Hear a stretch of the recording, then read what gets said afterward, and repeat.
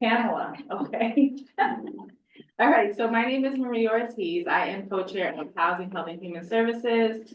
Joe Restuccia is my co-chair, and he is not here this evening because a family member passed. Let's see. Hi, please. Did you hear me coming? Yes. All right, so this is our February 2024 meeting. We meet excuse me, 2025. Yes. Dolores is here to help me today, providing tech support, and she's like my co-chair today because I messed up a couple of names. I've already messed up the year. It's I'm like, glad everything is written down. I want to go ahead and give Maria some props. It's not her fault. We happen to have right in front of us our MCB4 hybrid meeting policy.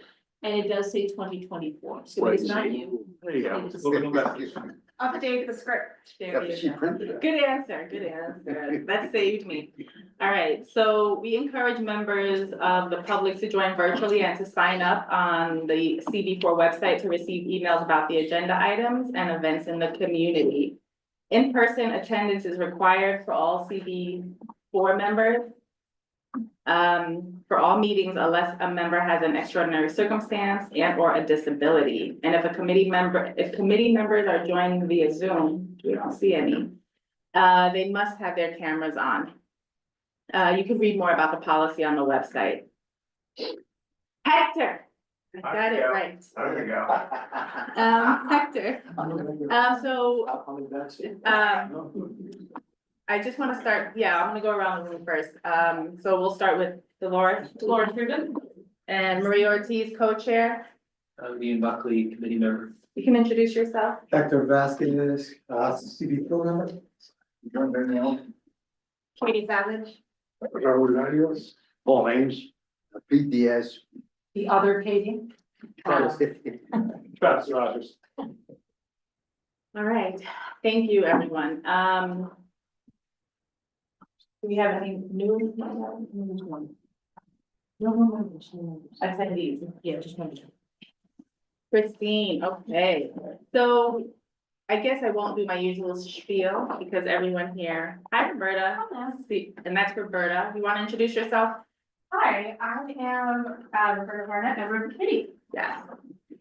So I'm gonna skip the usual spiel about just living forever on YouTube and the run of show. We did self-introductions. Tonight on the agenda, what we have is, we're gonna talk about the meeting that was with the elected that CB4 had and moving forward, and then new and old business. And I'm expecting two things to be brought up tonight. We'll see how that goes. So tonight I'm leading, so I like to keep things brief, and I apologize in advance for my abruptness. I wrote that. And tonight, besides Dolores helping me, Liam is gonna be reading the notes from the meeting, starting with our chair's verbal message to the electeds and a summary from the meeting. Dolores is my tech person, and if we have members from the public speaking, I would like to volunteer someone to take some notes, either Roberta or Katie Savage, who would be interested, or both of you. I mean, Roberta, you have your laptop? yeah, I mean, taking notes, I'm always taking notes. Okay, great, thank you. I'll So send you. if, for comments, if you can, just brief notes about that. Hey, can you introduce yourself? I am Kevin Collins. Good to see everybody. Okay. All right, so, and before we begin, I just want to give some background on the project, if that would be useful for people. I wrote out a summary. Please, would that be useful? Yeah. Okay. So, also, I want to mention that CB4 on the website, there's tons of resources about this project, several links worth looking at to get in, to see certain documents. But I want to give a brief overview, especially if people aren't aware of what has happened when this started, since I've been on the board and Dolores and a couple of us here. 7 years ago, in October of 2018, NYCHA released a draft proposal that considered partial demolition to repair and renovate the Chelsea NYCHA developments. Dolores and JD, you were here at that time also, so if there's something that, if I need to be fact checked, please do so. In response to this, a working group was established in October of 2019. The working group included residents, right, elected officials, local, state, and federal, Manhattan Community Board 4, housing and legal advocates, the mayor's office, and NYCHA. The working group met weekly over the course of 15 months, including during the COVID-19 pandemic. In November 2019 and December 2020, public meetings, including in other languages, were held to engage tenants. Tenants were most concerned about affordable rents, safety, and the possibility of demolition. If you actually look in the report, I pulled out a quote when a tenant was asked, what is the hope for the project? And one tenant was quoted as stating, more trust and transparency between NYCHA and residents. And that was in 2019, 2020. And I'm highlighting that for a reason that I'll get to later. In February of 2021, the working group released a report that was recommended full renovation of all the units at both campuses, and you can view that online on our website. The developers related in essence were selected. I'm unclear when, but the announcement was made December of 2021. Fast forward to June of 2023. During a meeting with elected officials, Manhattan Community Board 4 was made aware of NYCHA's release of a revised proposal for the complete demolition of the 18 buildings at both Fulton and Elliott Chelsea campuses and rebuild 6 buildings where the families or the residents would live. We're gonna fast forward some more. In January of 2024, the draft EIS, so it's the draft environmental impact statement, was released and people were able to comment about it. The EIS basically evaluates the environmental impacts of the proposed project and identifies alternatives to the proposed project. After the DIS was released, there were several public in-person meetings held in different languages. I personally attended 2 of the 3 meetings that were very well attended by tenants. And I took note of how many were for and against the project, and it was almost split down the middle when I had taken a tally of how many were there speaking about it. The final EIS has not yet been released. In January, January 9th, was the meeting CB4 had with the electeds. And Liam here is going to read the notes, the statement that Jessica read to the electeds and then provide a summary. Carrie's not on, but I was going to say thank you, Carrie, for providing this. Intro comments by Jessica. Thank you all for making the time today, and Eric for your immediate response to our request for this meeting. And I want to acknowledge, Eric, your past efforts in demanding routine communication and information. As you all have heard through our nearly half-dozen letters on this topic, we continue to be deeply concerned with the conditions of the Fulton Elliott Chelsea buildings, as well as the significant concerns we have heard about the proposed NYCHA Fulton Elliott Chelsea project. Residents and increasingly members of the public regularly come to CB4 meetings, even meetings not on the subject of NYCHA, to express their concerns, questions, and in some cases, significant fear of the proposed project. Through the lack of a process that has sufficiently engaged them, residents report being afraid for their homes, their families, and their futures. This is reflected in the recent petition that has over 900 signatures from NYCHA residents and in the election of a new tenant leader at Elliott Chelsea who ran on an anti-demolition platform. Meanwhile, concerns from the non-resident community also continue to grow. Since the announcement in June 2023 that included demolition and new construction, questions have been abounded.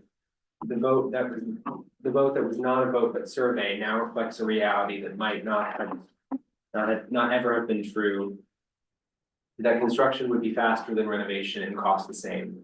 The project has now ballooned to $1.8 billion and is predicated on the vast redevelopment of public land for private use, with revenue expressly being committed for use by NYCHA outside of these developments, contrary to their build to restore program guidelines, which aims to generate revenue for comprehensive capital renovations at adjacent NYCHA developments. As you all recall, basic questions about the survey remained shrouded in secrecy for nearly a year before NYCHA, with your help, shared the results. Questions now about financing, housing / building composition, and tenants seem equally hard to pin down and have been negotiated outside of the public process. A lot has changed since the press release was issued in June 2023, and the lack of a public process has put the board in a very difficult position.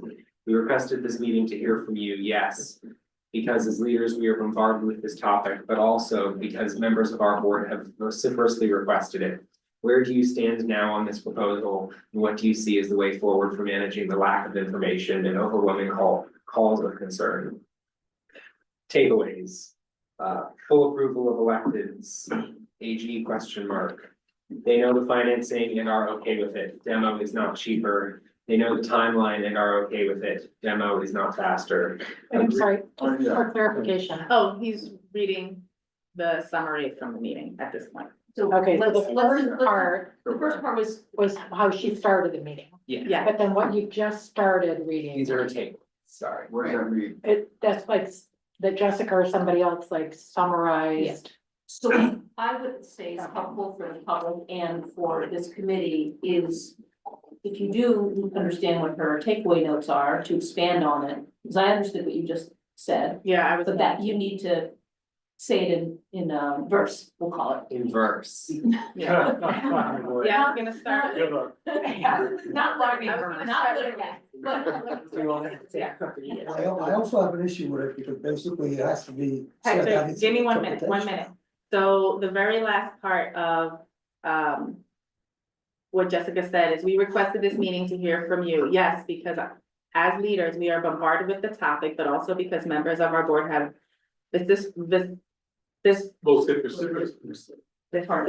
vociferously, like Spanish right now, requested it. Where do you stand now on this proposal? And what do you see as the way forward for managing the lack of information and overwhelming calls of concern? Okay.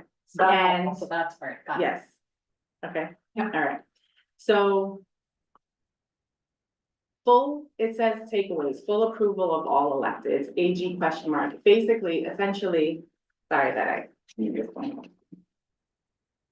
Every elected who spoke, they all started with, we are in full support of this project. Okay, Okay. and we were, Which electeds were there? oh, I didn't say that? I don't remember. Sorry. So the elected that were there, Eric Botcher, Tony Simone, Brad Oilman Siegel, the office of Mark Levine was represented there, as well as Nadler's office was represented there. Okay, thank you. And I guess I would add, it was Jesse Bodine, Jessica Chait, myself, Joe, Carrie, and Greg. Okay. Thank you. And, where was I? You said they were in favor of the project, but what does that mean? And Yeah, right, what's this project? the project as is with complete demolition. So they're all. They were all in favor. The AG's, they stated the AG's office is as well, but we're not clear, and that's why there was a question mark. We actually have an upcoming meeting Sorry to interrupt again. with the AG's office. Are you talking about the Attorney General? Yes. Yeah, why is the attorney Why is the general Attorney General involved? involved? Same question. It's not a legal matter unless it's something with NYCHA. I don't know, full disclosure, I am not the housing expert here. My understanding from what I've been told, from people who work in this field is that when it comes to this kind of, development or a project, this kind of large project, because of the financing and everything that's involved, that for some reason, they have to be part of it. So like I'm a not higher level clear. of scrutiny. Yeah, I guess Well, the that's what I AG said. covers the charities bureau and like nonprofits, so it kind of makes sense. It's also typical with condo plot conversions. And There was nobody there from the AG's office, is that right? I think you said. correct. Okay. Fine. And I think this is my perspective from the meeting. My perspective is that every elected, and I think I spoke about this at Clue. I don't know who was listening to Clue, but I also shared this there. Every elected, within the first 15, 30 seconds. I'm in full support of the project as is, which is complete demolition of all of the buildings. And the one person who seemed to have a little bit of hesitancy or more questions about it was actually Brad Wilman Siegel. However, of course, CB4 was there as well, not to say that we're not in support of moving forward with this project. The question is how.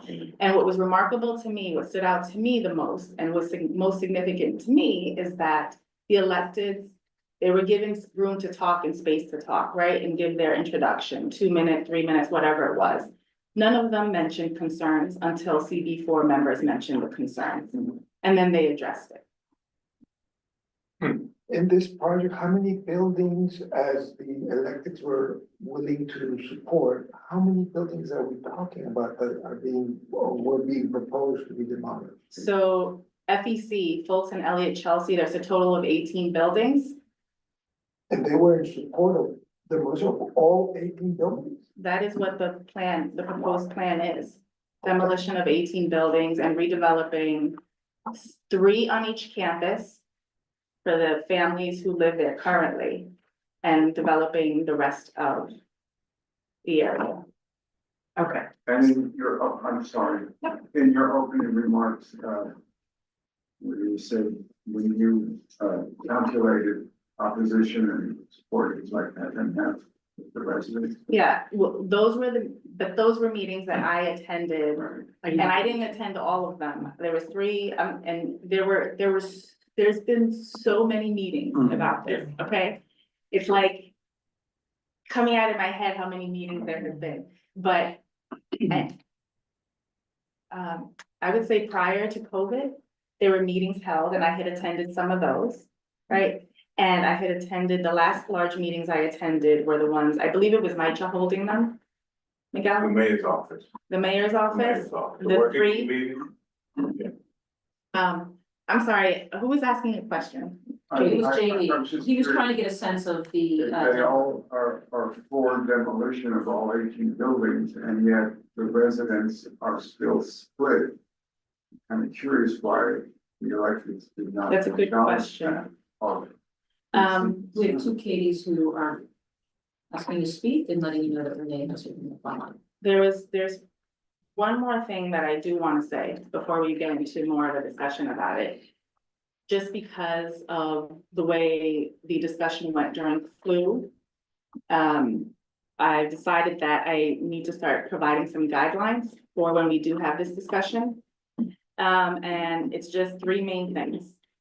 Please, no personal insults or calling out people by name.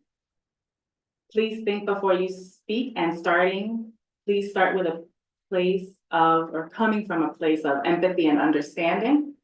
And the third thing is no speaking over others.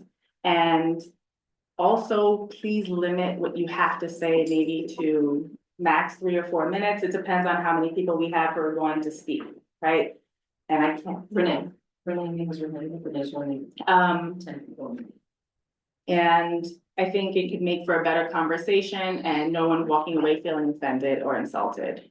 And that goes for folks online as well. But first I want to finish committee. Was there anyone else who wanted to speak or ask questions before? But did you finish what the readout was? Like, what was the result of the meeting or what was said?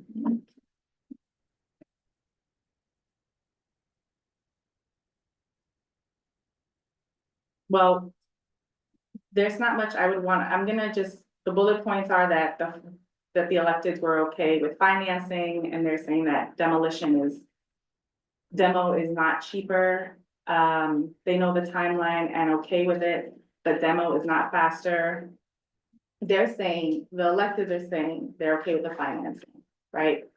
But we were saying demolition is not cheaper, demolition is not faster. Which is what we've learned over the course of this project. We agreed, it says here, agree that NYCHA tenants should be not segregated. Okay, so one of the issues also that we raised is that NYCHA tenants shouldn't be segregated into separate buildings. The electeds seem to agree with that. the suggestion is that it will all be resolved through the ULERT process. We said that that's too late, that that's something we could be working on currently. We brought up the issue about revenue being generated from the sale of the land. It should stay within the community. There seemed to be some agreement to that, but there's no concrete plan to ensure that that occurs. And do you want to jump in now and ask your question? Or you want me to finish? The master development agreement said there would be no sale of the land. Is it the lease of the land or is it the sale of the It's land? not a sale. So it's the lease of the land. I just want to make sure that I understand. I'm not misunderstanding. The It's proceeds, not like the proceeds from the lease of the land is what you're saying. Okay, thank you. A huge difference. Oh, that makes sense. Thank you for that, fact check. Eric mentioned that the new construction should be contextual to the neighborhood. The things that this would be settled through ULERP, we also said that that's too late. And something that also stood out that's noted here, the resentment of the organized opposition. Something that came up during the meeting is that tenants, it seemed to be that a belief or a perception that there are more tenants in favor of this, and the tenants who are opposed are actually being funded by or being organized by people who are wealthy who live in the community. That's the view of the electeds? Yes, that was mentioned by more than one person. That's curious. And I have actually heard that by members from Community Board 4. I don't find that to be Could you my repeat that? experience. I'm sorry, Maria, funded by who? Again? People who are not tenants, but wealthy community members who live in brownstones. In Chelsea? Yes. Okay. And there was also in the meeting a question of the validity of the petition with the 900. I don't remember how many. I think it was over 900 tenants who signed a petition saying they're not in favor of demolition. There was question about that validity. And I believe it was Carrie who asked them about participating in a public meeting related to this topic, and they didn't seem overly willing. That's how I would put it. Carrie said they weren't inclined, Interesting for public officials, weren't they? Right. it's controversial. but Like going around. however, I think they do speak about it publicly, just it's not like a CD thing, we're putting it on the map and here, this is the topic, come to speak about it and we have the elected. That's not what they're willing to do at the moment. So. Sorry, no. Dolores. Just piggybacking on JD's question and the spirit of that. This is very disturbing that you have a room full of electeds who hear that there is a division in terms of the sentiment around the residents. There also is a division around the sentiment of the broader community. Yet they're completely already determined what they believe is best for not only the tenants, but the community at large. This is backwards. We have elected them Correct. to serve their constituents, yet they're treating their constituents as if they don't have a voice. I have no stake in this, whether or not it goes through or it doesn't personally. But I do think all of us as a community have a stake in knowing that our electeds are hearing us, representing our position and advocating as such.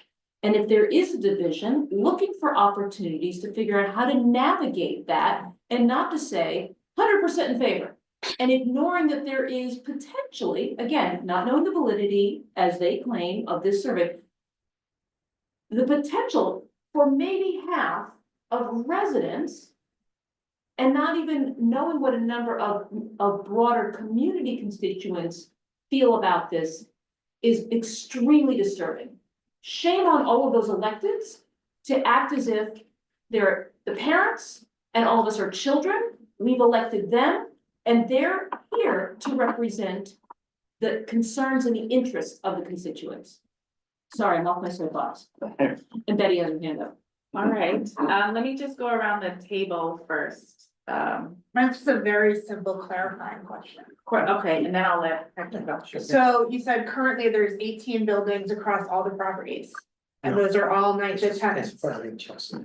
And they're planning to replace that with just 6 buildings. Does that mean these buildings are gonna be exponentially larger? But units, is it equal pre-units to the units they'll end up with? 1 second, because I think Hector was clarifying something. It's supposed to be 18, LA Chelsea, including Hudson Guild, and 11 at Fulton, including the rec center. So basically, it's supposed to be 1 for 1. There is gonna be no, getting rid of one apartment and then, getting half of an apartment or whatever. You're not gonna get rid of the 2-bedroom and then replace it with studio. Got It's it. 1 for 1. That's what it's supposed to be, and that's why they're doing, So it's just much denser buildings, I but think one- the number of units and everything are. I think something Same. that perhaps can help answer your questions, I don't know if you all saw in the Dropbox, we have 3 letters, responses from Related Essence and NYCHA that talk about the number of buildings. They're in response to 3 different things. I can't remember right now. I think it's an email, our December 10th letter. I don't remember what the 3rd letter was in response to, but I did read them and I circled some things, Katie, if you wanna just look at it really quick. Can I ask a quick question? And 1 second, because I'm getting, I don't wanna get overwhelmed with the questions, and Katie was trying to ask something. That was it. That was already- I just wanted to confirm, because when you said that there are 18 buildings currently, and then when they rebuild it for the NYCHA tenants, it's only gonna be a total of 6 buildings. I just want to make sure that the numbers they're not losing units. Actually, the numbers are in those letters that they've responded to, and they've mentioned it actually like several times. Oh. But I just don't remember. There's so much information about this project. Travis? So I'm- Oh, wait, it was, no, that's right. okay. So I went to a number of these meetings and I get very contentious. But I want to clarify something. I believe it was stated that that wasn't necessarily 1 for 1. But they were going to fit people in their proper units. Right side. So the right size. That's correct. So if you were a family that was stuck in a studio, then you would move to a 2-bedroom. However, if you were a grandma that was there forever and you were in a 2-bedroom, you got accustomed to, the studio is proper for you, we would put you in a studio, so that's not technically 1 for 1. No, correct. Okay, that's a point of clarification that way. And also, if I remember correctly, there was a survey done of the building residents, that there was contention within the building about how many people took part in the survey who originally okayed this. And my vague remembering of this is that some of the electeds relied on that earlier survey, which might be pushing some of their, well, Justification. justification for their stance. So I just want to put all that out there to clarify what my memory of the record. Just to piggyback off of what Travis is saying. Regarding the survey, that is something that, I believe it was in June of 2023. I have here, let me just read my note really quick. Okay, in June of 2023, CB4 was informed the plan was no longer to renovate all the units, but to demolish all of the buildings at both sites. NYCHA expressed that this was due to a resident survey in which it was reported 60% of the tenants who responded had voted for demolition. And as well as 5 months of pre-development inspections, which revealed significant deterioration in building plumbing, electrical, gas, and elevator systems that exceeded what NYCHA had originally estimated. The 1 second. The thing that I think is noteworthy here is that we still haven't seen any documentation regarding the inspections. Regarding the survey that was done in 2023, it was reported that 60% of the FEC residents wanted complete demolition. This was repeatedly purported to be a main reason for the new proposed plan. We requested it, Manhattan Community Board 4 requested those results for 8 months. When we finally obtained the tenant survey questions and results, it was April 15th of 2024. The total number of residents from both campuses who took the survey and voted for new construction out of the total number of residents at both sites is actually 16%. 1-6 or 6-0? 1-6, 16%. okay? So the 60% was of Of the those people that 60, took the survey, Yes. 60%, but the But survey of takers. all of the residents from both campuses, it's 16%, okay? And the survey, again, all of this information is on the CB4 website. We received a presentation from the developers that gives information about the survey and you can actually see what the survey looked like. And the survey doesn't indicate that it's a binding agreement or that this decision, I would also say it didn't provide totally accurate information around timeframes for new construction. I think it's worth looking at. So I just wanted to give that additional info and context around the survey. Does anyone else around the table have comment or questions before we go on to the online folks? Or with Hector? Raul? It's everybody. Yes, everybody, go ahead. Okay, just a point of clarification. Everybody. As you know, attendance at a lot of these meetings that we have are not fully representative of all the population of the community, unfortunately. On a good, TA meeting, we'll have maybe 50, 60 tenants out of all the units that are in the development for Fulton alone. And I, as a former member of NYCHA TA, similar numbers were, happened there as well, maybe a lot less actually, maybe about 30 if we were lucky. So unfortunately, what happens is that a lot of these meetings, and there was plenty, and even with the politicians and residents directly, were in attendance that would come to these meetings. They were told fully about the information that was gonna happen, okay? So there was no behind closed doors or anything like that. Even when it came time to change the plan from a renovation to a demolition, we all had a meeting with the tenants and we got a feel as to what they wanted to do. And that's when we started taking tours of other developments and what could be done from related properties. And then we took the survey, which everybody's been put so much emphasis on, which is ridiculous, okay? Because honestly, these people that took the time to go to check out these other developments related, in essence, were there to take the survey as well. And they were offered, the information was posted on the buildings as to take these surveys.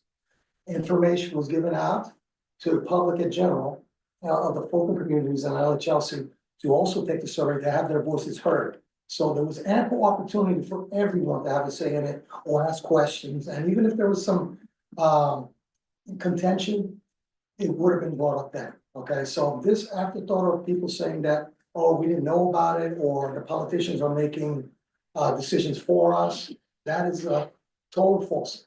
Okay, I think, and also the time frame that was given was based on the full support of the community. Now, unfortunately, because the community, some of the community are pushing back on this now, and CB4 is asking for a lot of valid information, which I have no issue with, and I think it should be straightforward. It has delayed things, okay? That has slowed things down. So there's a bunch of holes to a lot of the statements that are being made here, unfortunately. So anyway, I just wanted to make that clear. And as a resident myself, I attended all these meetings, even part of the working group, but we had residents as well. Okay, so anyway, good. I saw, yeah, I was gonna mention Kevin next. You next. It's okay, I anticipate this topic coming up. I have the 3 exact slides with the exact numbers and fill out the survey with each of the touch points. Yeah. I have those exact numbers too. I just want to say it took me, math is not my strongest area. It took me like a half an hour or more to figure that out, okay? Anyway, that's neither here nor there. JD. Just a clarification if I could. There are more buildings in Elliott Chelsea than in Fulton, is that correct? Correct. And there was just an election of the tenants of Elliott Chelsea, Yes. correct? Mhm. And I believe, was it Renee? Renee, and she's online, has her Yeah. hand up. And is, She will definitely be speaking. now, she is opposed, I believe, to full demolition, is that correct? Yes, So I guess my question is, if you have Elliott Chelsea that has more buildings and they've elected a tenant leader who is opposed to demolition, I go back to my original concern, is why the electeds all say, we're all for it. That's my question. I know there's no answer. I don't have the answer, but I am curious. And just to help Why? situate the point, just connecting what you're saying. Just, Kevin, just speak up so people can hear If you. this is accurate, number of leased residents, Fulton is 1621, the Elliott Chelsea is 1767, and the total households, Fulton is 911, and Elliott Chelsea is 1000. Thank you. So it's. Katie Savage, No question. Raul. So, a couple of things. First of all, thanks for that clarification here, about all the opportunities that people had to speak up. I'm wondering, is it, since it's so contentious about this survey and question and there are doubts being raised about it, is it possible to do another survey? But a survey not necessarily calling people to a meeting, but actually going door to door knocking and see what they want. Audited, of course, with people, so that I'm sure that those answers are not being fudged. Is that even possible? Has that even been discussed? What do you think? it's been asked, yes, but honestly, we've already been delayed enough as it is on this part, on this development. It's important, the petition. Honestly, I'm requesting a full audit of the petition, because honestly, we've had reports that, a lot of the signatures were falsely put on there. So that's hearsay, unfortunately, and it's sad to say, but, with the number of people, we've dealt with directly that are for redevelopment the way it is. It's really surprising that they would come up with those numbers, and the way they got them is very questionable. So I put that as an idea, as a Yeah, thought. I get it. Another thing is, part of the information that was distributed for tonight's meeting was the master development agreement. 191 pages long. I didn't read it all, Wait, but I did go all the way to the end to see if it was signed. And it has not yet been signed. So there's nothing yet set in concrete. It does here offer a signature for Elliot. My understanding, it was already signed. yeah, I was gonna This say. is, we this just is have just the it one draft. on the draft. So it has been signed. Yeah, and I just, So this is a moot point then. So it was. Why are we having? In October. It's moot. wait. Yes, we all talk at the same time, can't be heard. Okay, so if I hear correctly, it has been signed. Roberta, So were you saying the something deal- else? The deal is done. It's a moot point. We're discussing. NYCHA has officially signed with the developer. Hello, Is Lisa that David, correct? another CB4 member. Yeah, Is that correct? I think it's a really important question. I don't know the answer. Yeah, Yes, it has been I- signed. my understanding is that it was signed, I believe it was either October 30th or in November, I don't recall. The board approved it at the end of October. The NYCHA board approved the master development agreement Yeah. at the end of October. So there's a legally binding Yeah, agreement. so now the only way to resolve is in court. Right? The mayor, if the mayor did decide that he wanted to derail this, there might be an opportunity for that, but barring that, I am not really sure. Yet what action we could take to change that specific outcome. All right, From what I did read in that master development agreement, it sounds like, I didn't realize it's all 18 buildings, I thought it was only 2 buildings, we said, as of right, we can, as soon as the EIS comes out, as of right, we can go in and demolish the first 2. Yes, And as of, they state that they're gonna do that. yes, that's supposed to be done in July of 2025. Right. On Fulton campus, it's building 11 and it's the Chelsea addition, which is the senior building. Right. And in the senior building, there's about 82 units occupied out of, I don't know how many. And building 11, it's in one of the letters. Yes, about 117 families that have to be. 35, yeah, it's a total of 117 Right. families Right. that need to be, it's in the letters. If you read the letters, Yeah, if you're I doing did. your work, yeah, Yeah. that's fine. So to me, that all this sounds like it's been, the deal is done, it's been signed, closed, and. In our meetings that we have, that is not what it sounds like at all. And when I've had one-on-one conversations with elected, myself and other co-chairs, that is not what we're hearing. Okay. We would be in a different place if that were the case. Yes, Katie. Was there any specific reason given why related went from a partial demo renovation to the full? Like, what was the rationale? The for doing survey that? and that the buildings cannot be. So, The buildings can't be restored, they can't be renovated. and what proof do they have that they can't be? That's one of the things I mentioned today, is that we've never seen documentation of the inspections that were done. Okay. Yes. So I just want to go around the room to whoever else hasn't spoken and then go online. So Lisa David? I just had this may be picky and irrelevant, but the first building on Fulton includes the Hudson Guild, right? That's That's LHS. Chelsea. I'm sorry? It's But that's LHS, coming down. in the beginning. Yeah. Well, just from a human services Can you perspective, just step away from the, from a human services perspective, that is essential services to the residents yes, of both developments, and I haven't heard, I'd love to hear what the plan is to restore that and. If I can answer.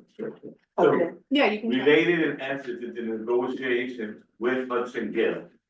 To build simultaneously a new Hudson Gill 2 blocks away.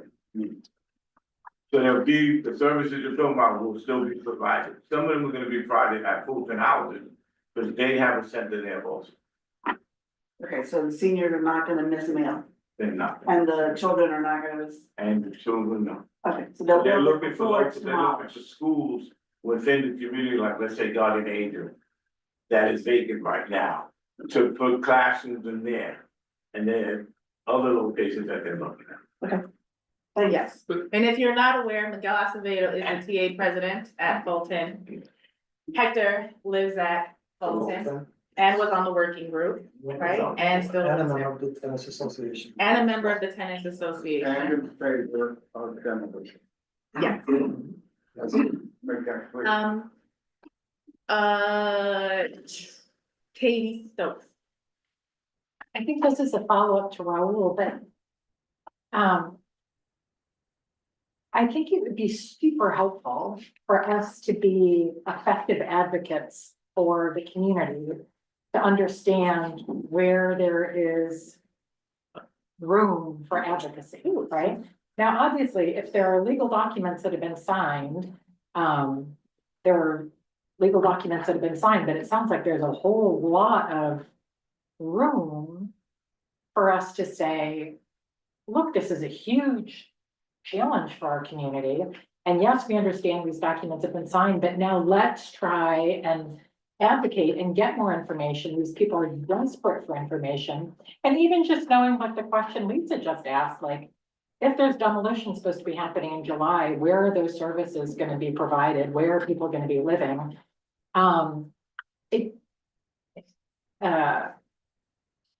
It just seems to me that we have to get clear about where there's room. for advocacy right now, right? Like, and typically,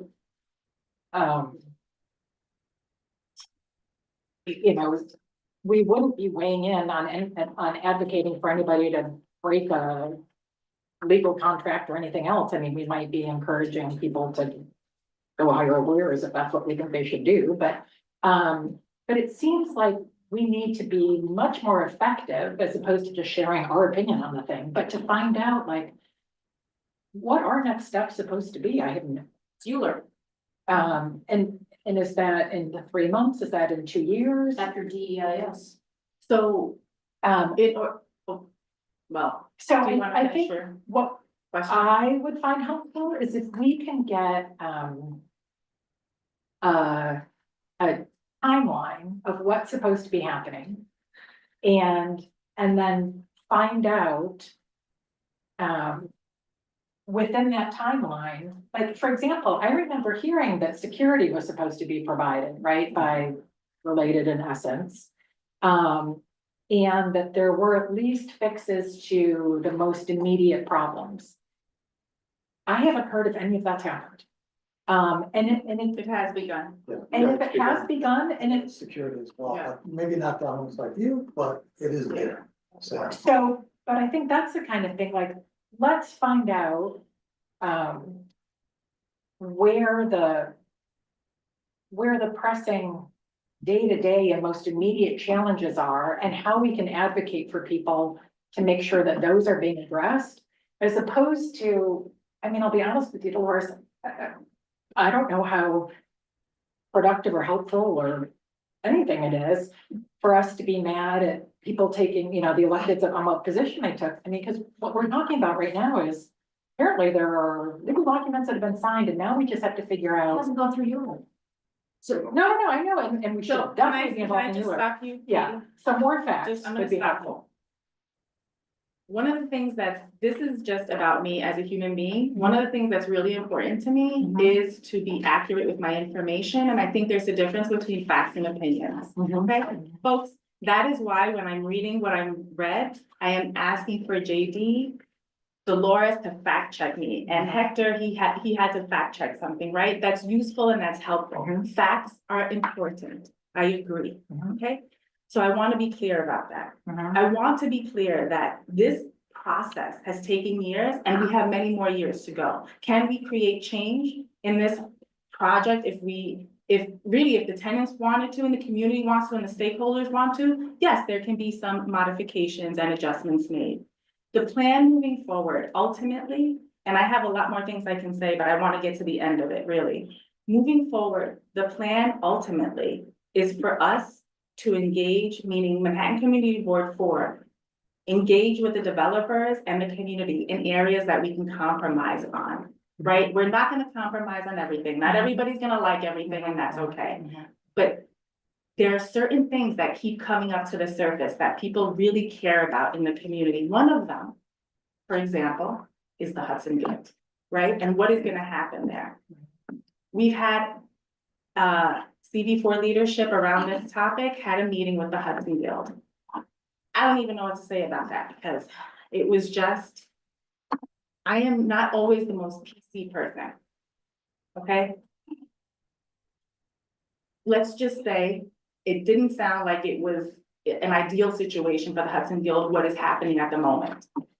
And there are certain adjustments or things that need to be done to make it better. I'm just gonna leave it like that. And it was felt kind of vague and we weren't getting into the weeds but whatever.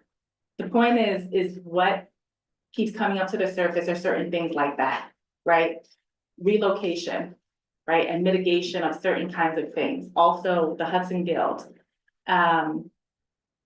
So advocacy, talking about advocacy, something that has come up and that we are planning on doing is having a small group of stakeholders for a very short time, meet regularly with the TA presidents, Manhattan Community Board 4, Hudson Guild, and other groups, legal aid attorneys, and tenant association presidents at different times. They'll be added when they're needed, or expertise from CB4 when it's needed, right? And so we've talked about this months ago.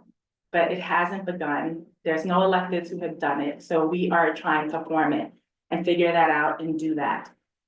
In terms of when you're talking about advocacy, and that's what it will look like. Yes, we would be reporting back on to the community board, but yes, that is how it would happen. Does that make sense, or do you have That more helps. clarity? Yeah, no, that helps, but I do think getting just clarity on the, like. As Raul asked earlier, like. On the. What is signed and legally going forward and what the sort of, like the most pressing upcoming deadlines are.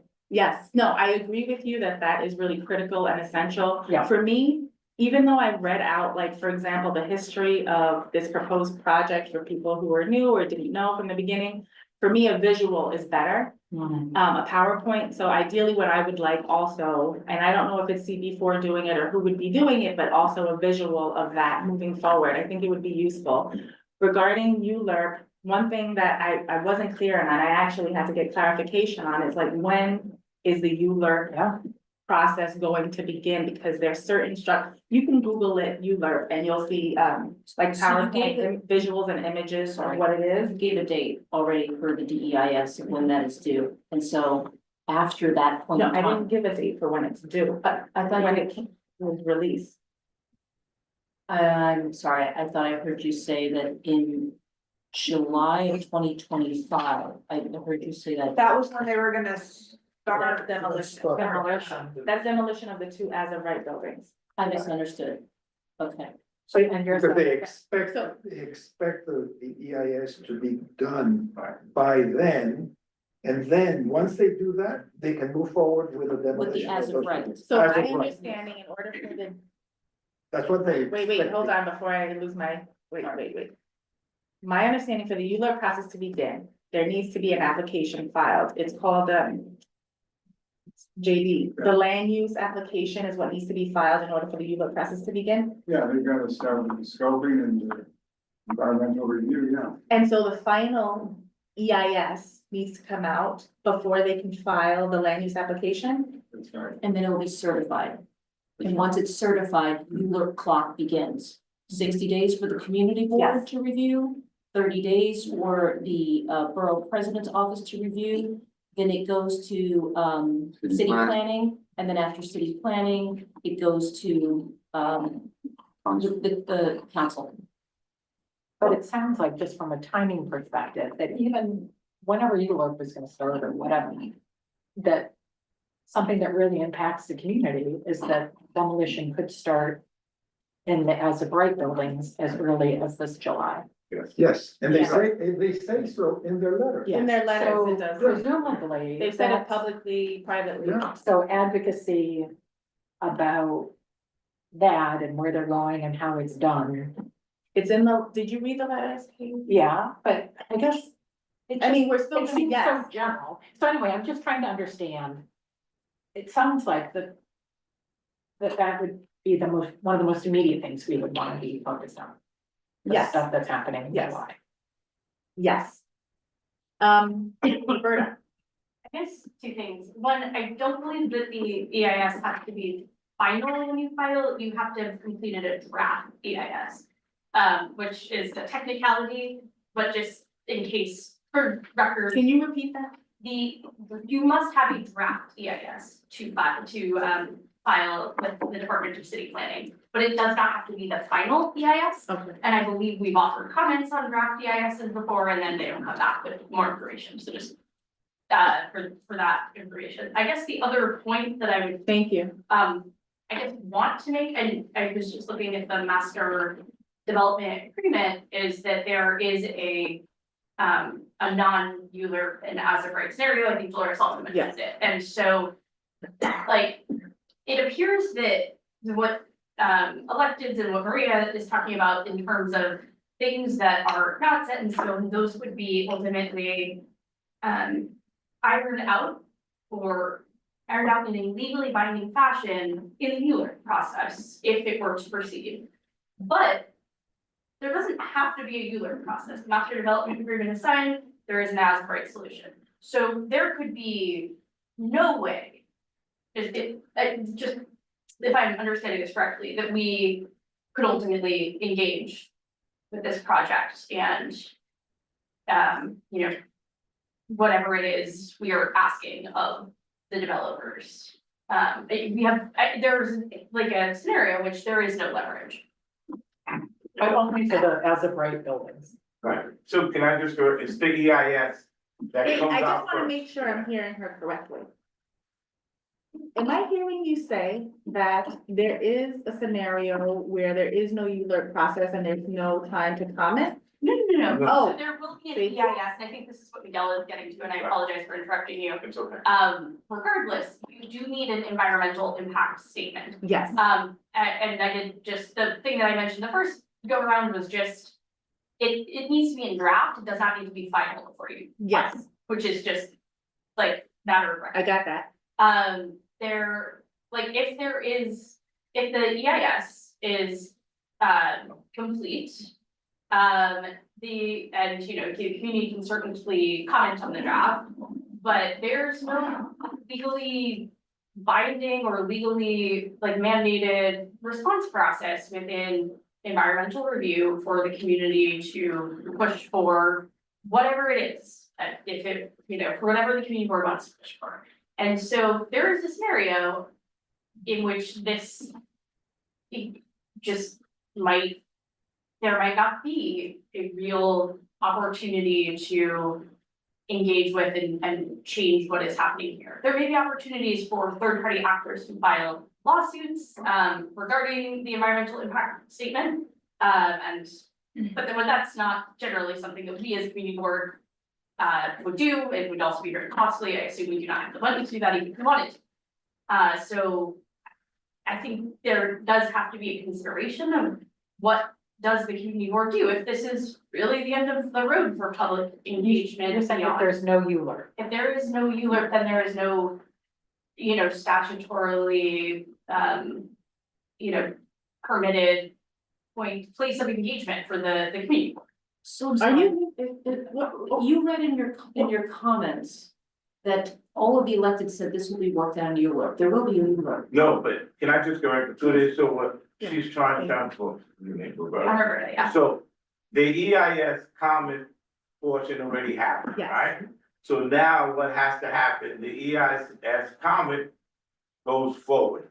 So HPD and NYCHA, whether they approve it or don't approve it, for phase one, that's what we got to remember, phase one. So if it gets approved, let's say in May, in June, tenants start getting relocated within Fulton and Elliott, Chelsea. In July, they start taking the first building down. The as of right. That's the as of Right, right. So when you go to the ULURP happens the next phase.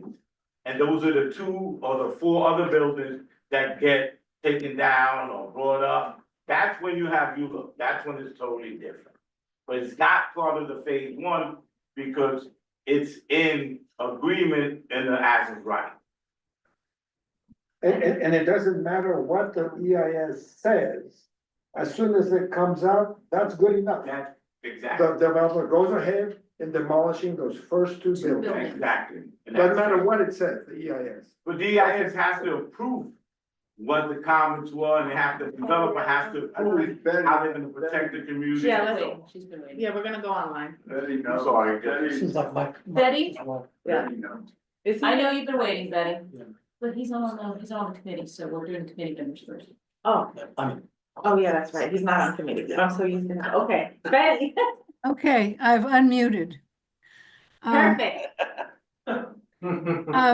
I always try to be positive, but this may come out kind of negative. Okay. All the years I've been, I worked in city planning for many years and also did some neighborhood planning in Community District 4. I am so sad about the elected officials' positions. It's a done deal, according to their thing. And Community Board 4 can write letters and diddle around with this detail and that detail. And that unless, I think the Community Board has been pushed into a corner I've never seen anything quite like this before.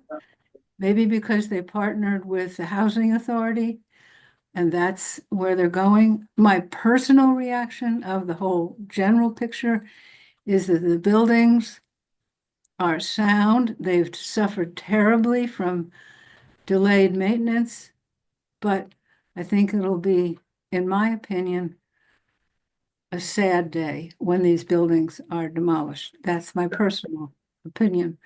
But the process has been so painful. The community board keeps writing letters and nobody really answers the questions. And it seems that it's not doing anything.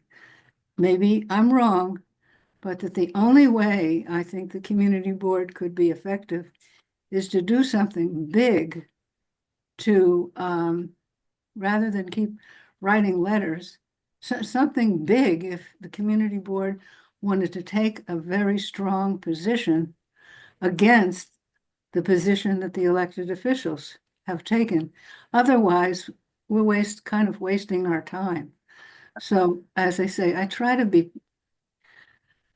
I want to compromise, I want to be a good guy, but I just don't see this going in the direction. If the elected officials have dug in and they want demolition, they want to do what Related wants to do, you know, to us talking about a survey or talking about finances, whatever, it's all moot at this point, in my opinion.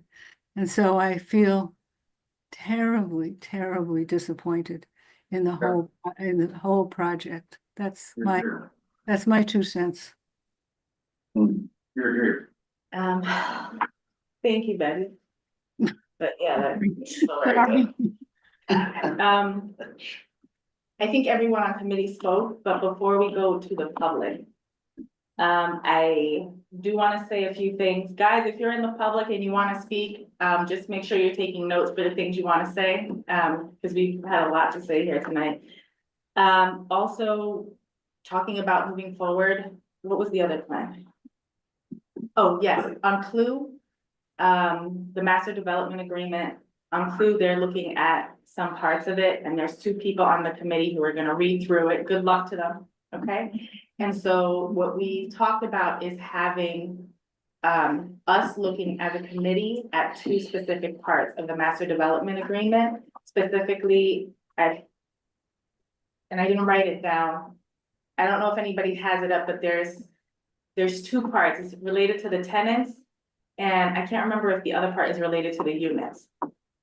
But it's obviously things related to housing, and they seem more appropriate for this committee to look over and review. Like summarize or something, is that? Yeah, I would say to summarize. I think it's important for all of us on committee, though, to at least look at the introduction for the master development agreement. But is there anybody who would like to volunteer to look at specific parts of the MDA? I'd be happy to. You'd be happy to, and Roberta? Yes? I'm happy to read it anyway. Okay, I've good. read some. I don't recall the 2 parts right now, but yes, I will email you. Thank you so much, because I know it's not gonna be a simple little 5-minute or 20-minute thing. The other thing, so that there's the stakeholder meeting, that we're doing the MDA thing. One thing that came up, I'm just gonna mention to you guys what I mentioned to Clint, because all of you weren't there and you guys are my committee. This project is really, really important to me. And I have my personal opinions about it. And I will tell you where I started at this project. I live in a 421A unit. I live in a lottery apartment. And where I lived before that was at 466 West 26th Street, apartment 3F. So I lived at Elliott Chelsea. My grandmother lived there. She moved in. She signed her lease and I still have it in 1958. And she raised my mother and my aunt there. She had 2 children and raised them there. And I have some good fond memories and hearing some good stories about like my mother growing up with and like friends of hers growing up with, like Whoopi Goldberg and going to school with them and hanging out with them.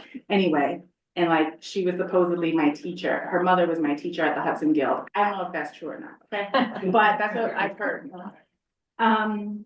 So when I first heard about this project, and this is my truth and my story, right? I remember being in a room full of everyone who was older than me. I had just become co-chair of Housing, Health and Human Services.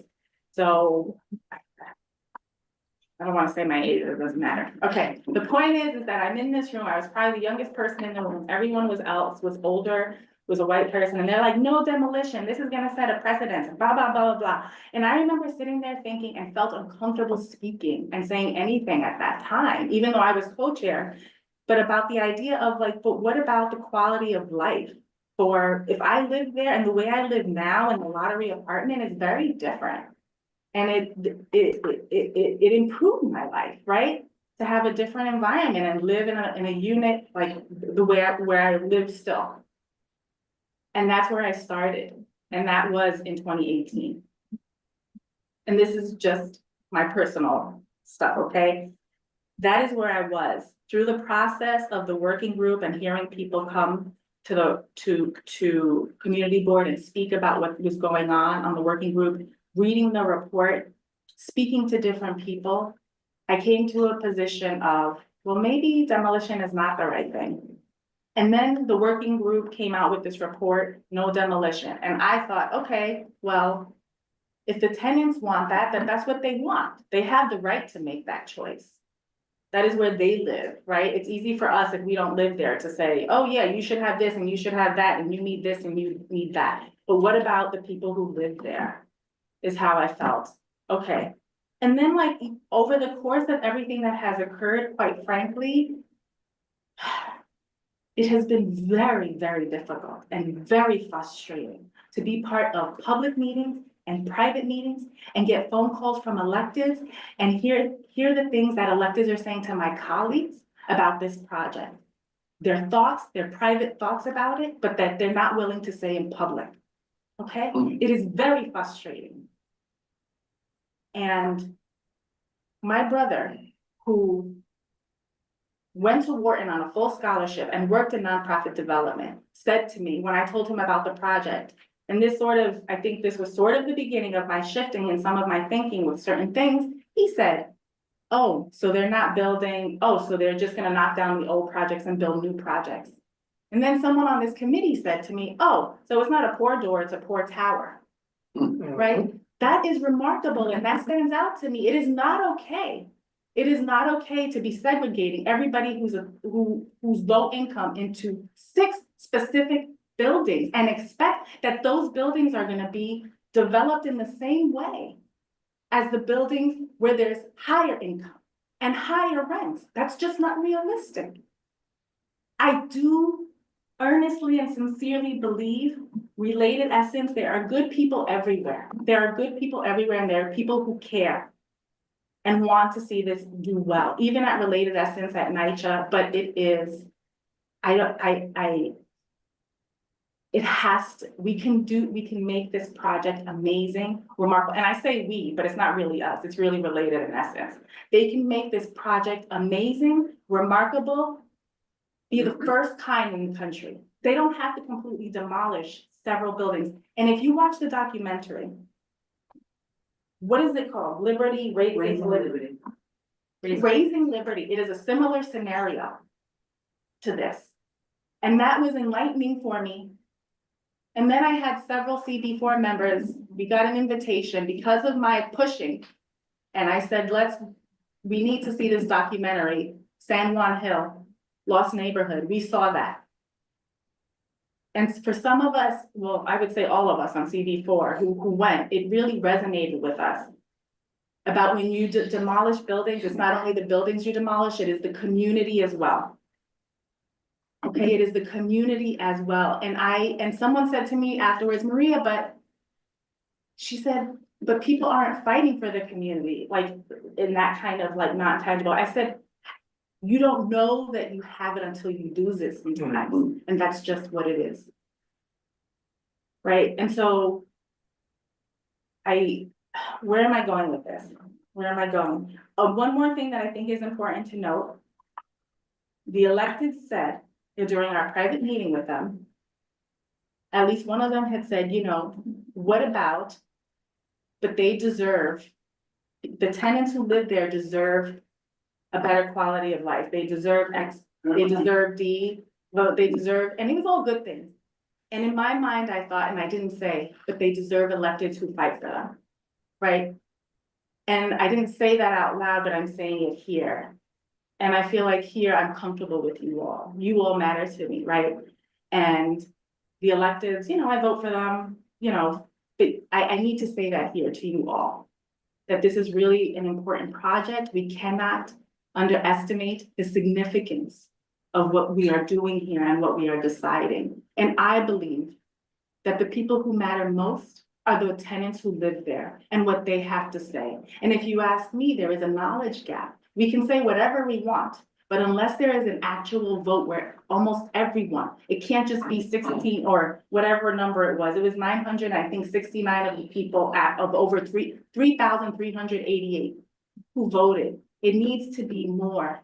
It needs to be 3,000 or more who are making a decision about how they are going to live. And one of the electeds said, oh, but they don't vote this and this and this and that. And I said, look, you need to remember the group we are talking about. If historically you have been disenfranchised, what do you expect? What do you expect? Okay, I think I'm gonna get off of my soapbox. Thank you. Maria, they would have said that when it comes to their voting. Say that again? They would have said that when it comes to someone voting for them, they would say whether they don't vote, they want that, they want that turnout. Yeah, So we have online Mike Noble. thank you. Nellie, I think we're gonna have to bring them over if you can. It's Mike, Christine, Carrie, and Pam. And I apologize for taking some liberty, but I think, Mike, it may be important to hear from Carrie first, as she is the co-chair of Chelsea Land Use. You Yes. comfortable with that? Yes, sorry. So, I agree with you in my head. Carrie? Thank you. But I'm going to defer to Mike because he's a NYCHA resident and I'll go next if that's okay. But I appreciate that and just working with Mike all the time on Chelsea Land Use. Got it. I'm going to let Mike go first. So he's not over yet. We have Christine. Okay, then I'll go. Oh, here he is. Okay. No offense, Christine. Mike just came over. Mike, can you, there you go. Hi, Mike. Hi, here now. Well, where do I begin? I am one of those people who's reviewing the MDA and presenting a summary and my notes. So I'm almost done. I'm going to send a copy to you, Maria. Thank you. And to Carrie, of course. Thank you. You guys can distribute it. But it's tough. It's tough going, I must tell you. In terms of having a tough day, a sad day, I have one every day. For the last few months, every single morning, there's no hot water. Some days there's no heat. The front door's been broken for months. The intercom's been broken for months. And most importantly, lately, 27 apartments out of 75 here have not been able to get their mail for almost 3 months. Every day there's something happening outside my door. I look at my door cam, it's horrifying. Last night, there was some maniac running around with a knife, no shirt. He stabbed a woman, she's in the hospital. The cops have been here in the last 12 hours, 5 times. 10th precinct, PSA 4, running around. And it's the first time I've seen them with shields, you know, those plastic shields. So there's something going on here all the time. And that's just an insight into what happens here. You know, NYCHA can't take care of it. And I can't address all the things that have been brought up here tonight, but I can tell you this. There is no one that I know who is in favor of keeping these buildings. No one, not a single person. And I talk to everybody, right? So you can take your survey and think about how those signatures were gotten, which was not cool. It didn't happen the right way. Everyone had an opportunity to get on that survey. The stuff was delivered to their doors, multiple places to submit the survey, whether it was in person, at the management office, online, every which way. The turnout was greater than what was gotten in the mayoral election here. So don't tell me that people didn't have the opportunity. They were willfully indifferent to what was going on because they're used to not engaging with NYCHA. And that was the plain fact of it. They were willing to have this stuff happen because they just couldn't see it happening. All right. They couldn't see it happening any other way. So that's the survey. Survey is irrelevant. The fact of the matter is NYCHA can't do anything with this property and many others. And that's why tens of thousands have been converted in the PAC program. And why we have to do it. You know, that's just my position on it. So Thank you. if you want to hear a voice from a tenant, well, listen to me. I've been saying this over and over again. You cannot live in a building like this and feel safe or comfortable or anything else. Come and live here. I can't trade places. I've got an extra bedroom now. Come and live with me. Right? Yeah, live here rent free and for a month and see if you want to stay any longer. So that's about it. Look forward to my document, okay? Yeah, thank you, Mike, and I appreciate that you'll be sending me your notes. Something that came up, I should just mention something that came up. We've had also internal meetings with both TA presidents, Miguel Acevedo and Renee. Oh my God, Renee, I got your last name. Thank you. Make it, and something that did come up was security, Mike. That's something that comes up a lot, and that's something we want to focus on, as well as like those people can't come into the building, so they don't have much to do here, you know. Yeah, you mean the security guards? Yeah, the 2 or 3 of them come around to all the buildings, you know, 24 hours a day. They can't do anything. But my point is that that's something that does keep coming up, even though now that you guys have security, yes, we're aware, and that's something we'll be tackling, and there's some suggestions around it that I think are really good that we'll be advocating for. Yeah, the other thing too is, you know, the bridge plan, right? The meanwhile plan, bridge plan. Thank you. That was the other thing. So when I brought it up to Jamar that the mailbox is still broken and that NYCHA just didn't know what to do about it, he went and got them to agree to provide NYCHA with a new mailbox system, right? He just did that the other day. So that's cool, but we're waiting to see. They promise us this week, next week. We'll see what happens. But one other thing that people should consider, you know, HUD is a major factor in all of this. HUD is who's calling the shots on this deal, right? That's how it works. The person who was just confirmed as HUD secretary, this guy named Scott Turner, right? He is a guy who's dealt with this stuff. He's a former NFL guy, developer, blah, blah, blah, Texas legislator. He is a good pal of Jamar of Jamar's, okay? They grew up in the NFL together. So we've got somebody who is on board with Jamar Adams, okay? That's a good thing. All right, it's a good thing to know. It is a good thing to know. Thank you. But we have someone here also who played with. I didn't play with who went to the same school as. I did not play with him. It was a great rumor that was gonna start. No. Went to the same school as. Yeah, we was saying, good school. Jamar, okay. Who was next? Sorry, Karen. Thank you. Thanks, Mike. All right. Look forward to the summary. Yeah, now I'm under the gun to finish. You are, yeah. TikTok. So I'm just gonna, I had to join late and I apologize for that. So I missed the first 20-ish minutes. I am 100% sure that Maria represented everything that we represented in Clue the same way. But hearing some of the questions, I want to try to clarify some stuff. So there are two proposals on the table from the development team. One is a ULURP action and one is not. And they have committed, whether it's true or not, that they are moving forward, whether they get the ULURP or not. So just to be clear about what a non-ULURP action looks like, it is still full demolition and rebuilding as of right, which means no zoning laws have to change.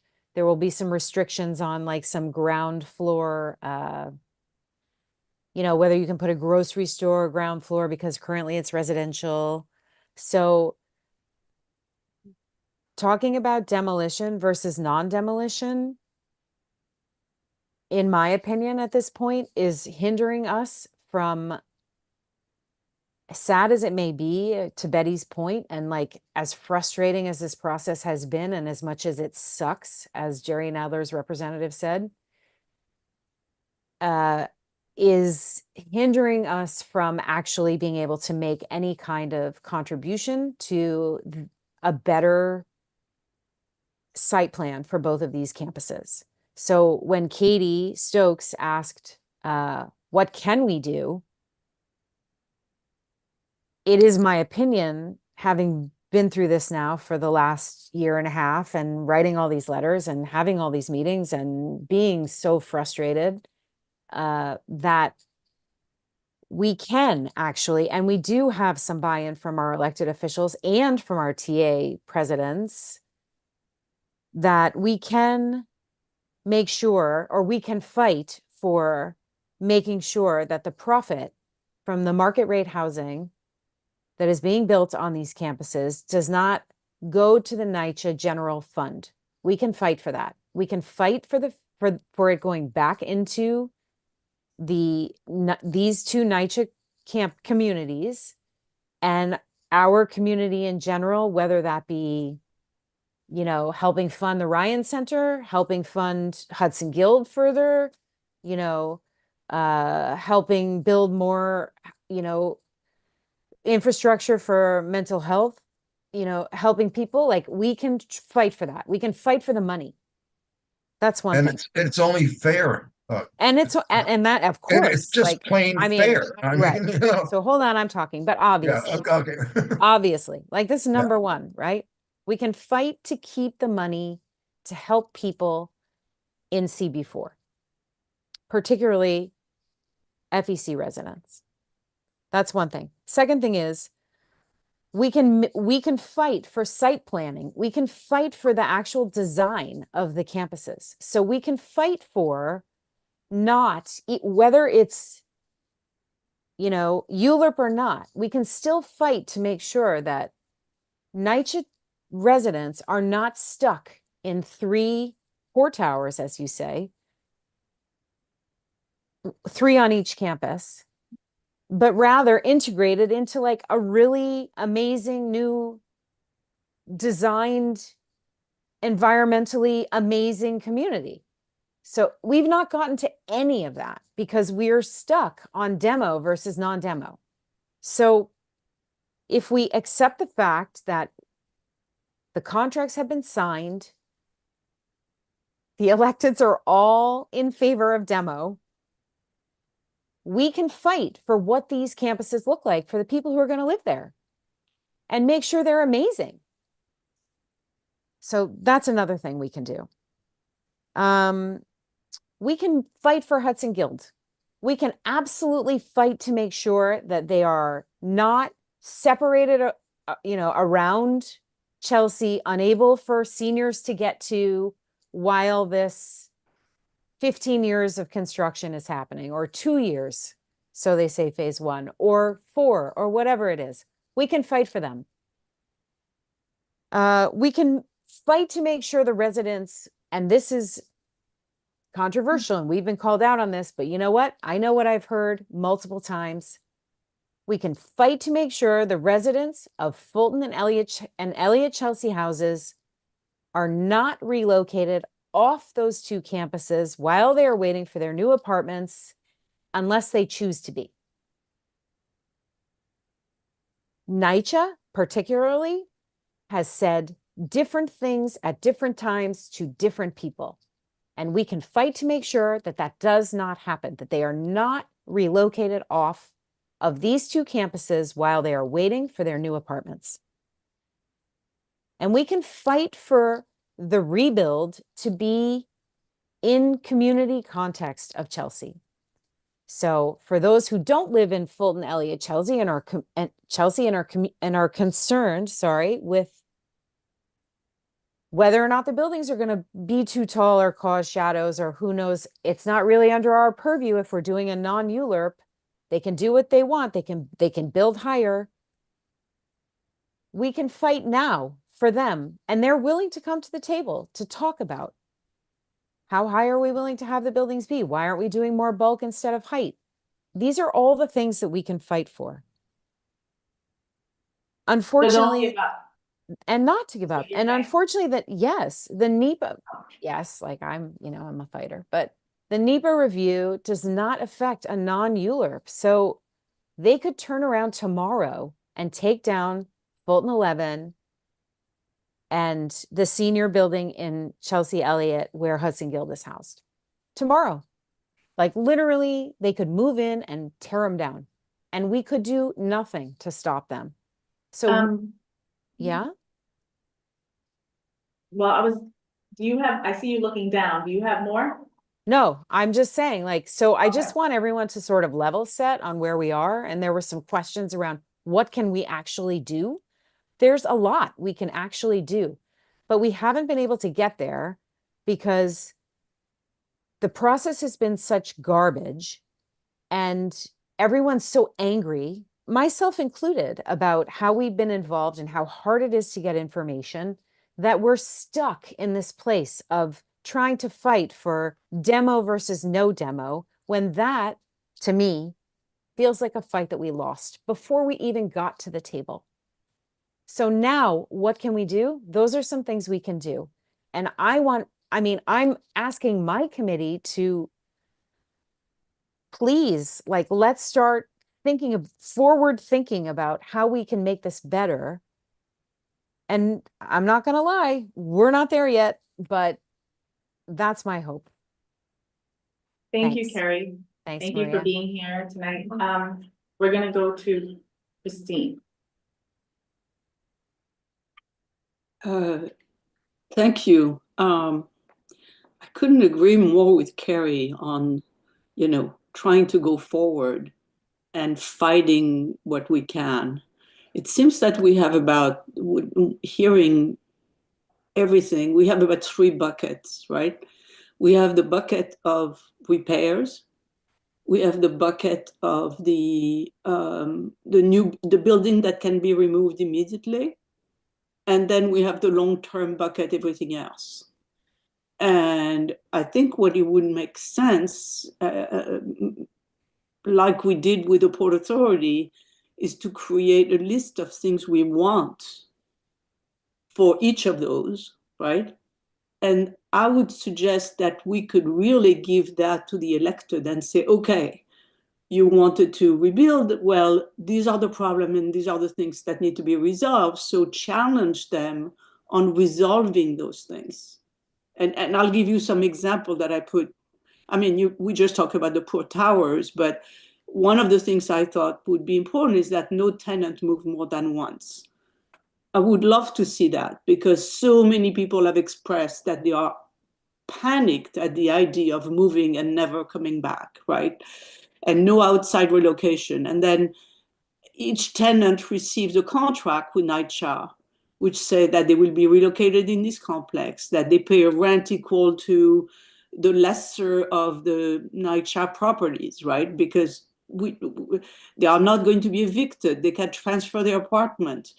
And, any other item, which is the difference between the section 8 and section 9, which are not an expert at, but there are some differences that people have talked over and over again. And I think we should identify those things and say, okay, we want in the contract that they fix that, right? And then we also want to make sure that there is no green fee to access the green space. Whatever green space is going to be left, is that going to be now a private club? I heard some comments earlier about something like that, that they would be separated. And that made me very, very concerned about that. And that there is no discrimination in security between the various buildings. So if there is eventually a building which is all NYCHA, you don't want the security there to be, offensive versus the other buildings. And so these are the kind of things that I think would be very important to give to the elected.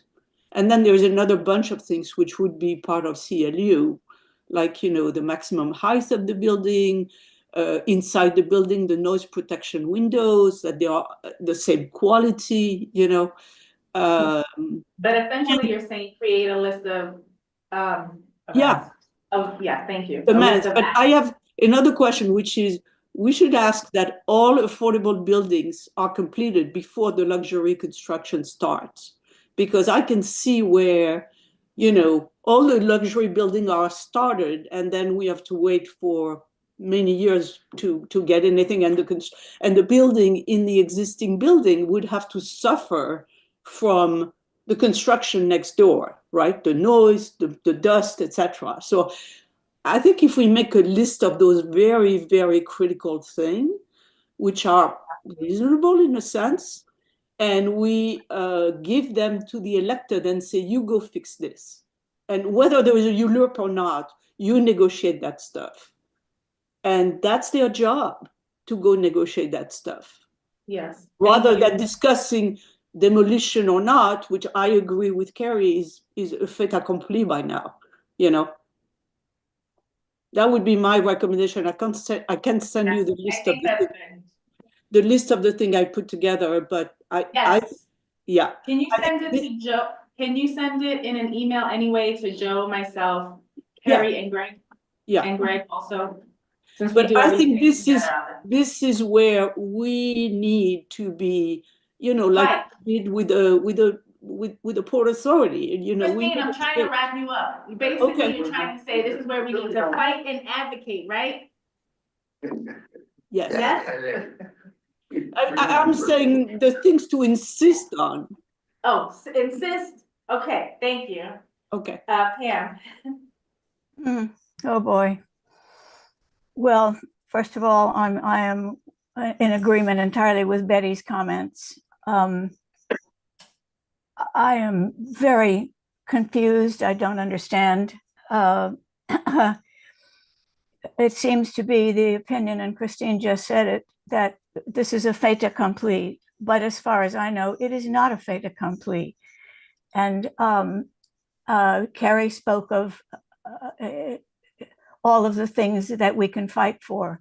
I think the word fight in her comments, she must have said it 20 times. We can fight for this, we can fight for that.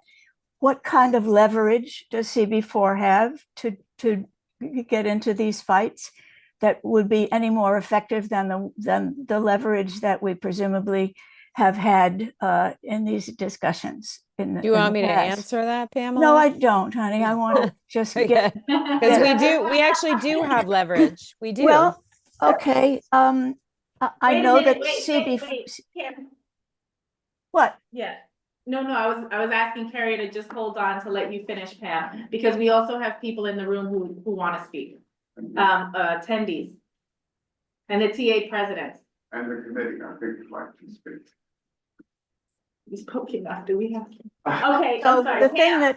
the thing that I'm really mystified by is that this is a project that NYCHA formed and put out for RFP. and everyone negotiated and people responded to that RFP, and it was a specific one. And ultimately, it was NYCHA's choice to go with related and whatever they're called.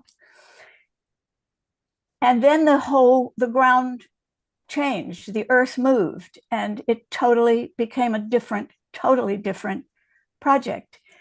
How can it be legal even that related just walked into something that was exponentially more vast and more challenging for everyone, that it should, to me, it should have gone back out for RFP, that other entities could have the same opportunity that they had to bid on this new concept. I think I just am shocked by that.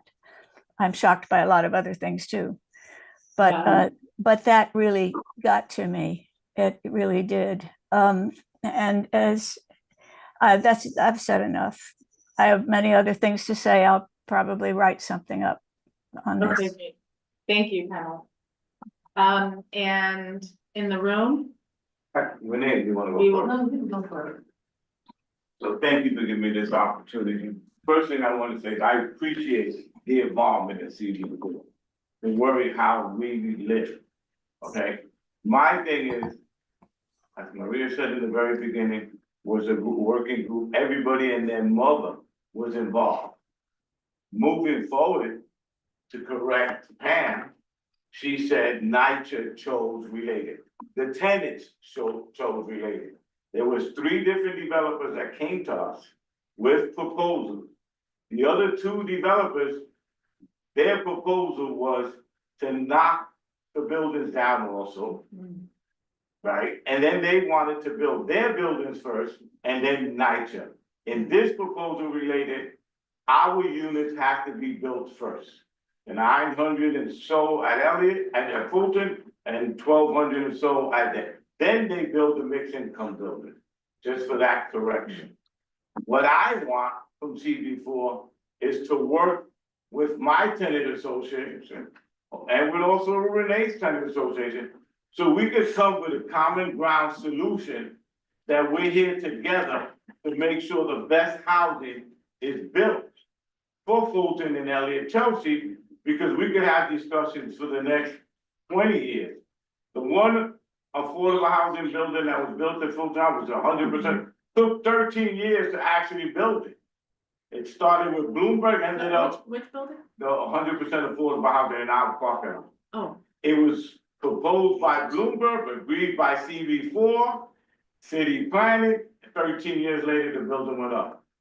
Okay, and it went into the deposit. I want us to work together. I understand, I respect the opposition. Fear should be there. Everybody should be afraid of something different. But in this proposal, it's a one-time move for 5% of the residents. From Elliott, 5% from Fulton.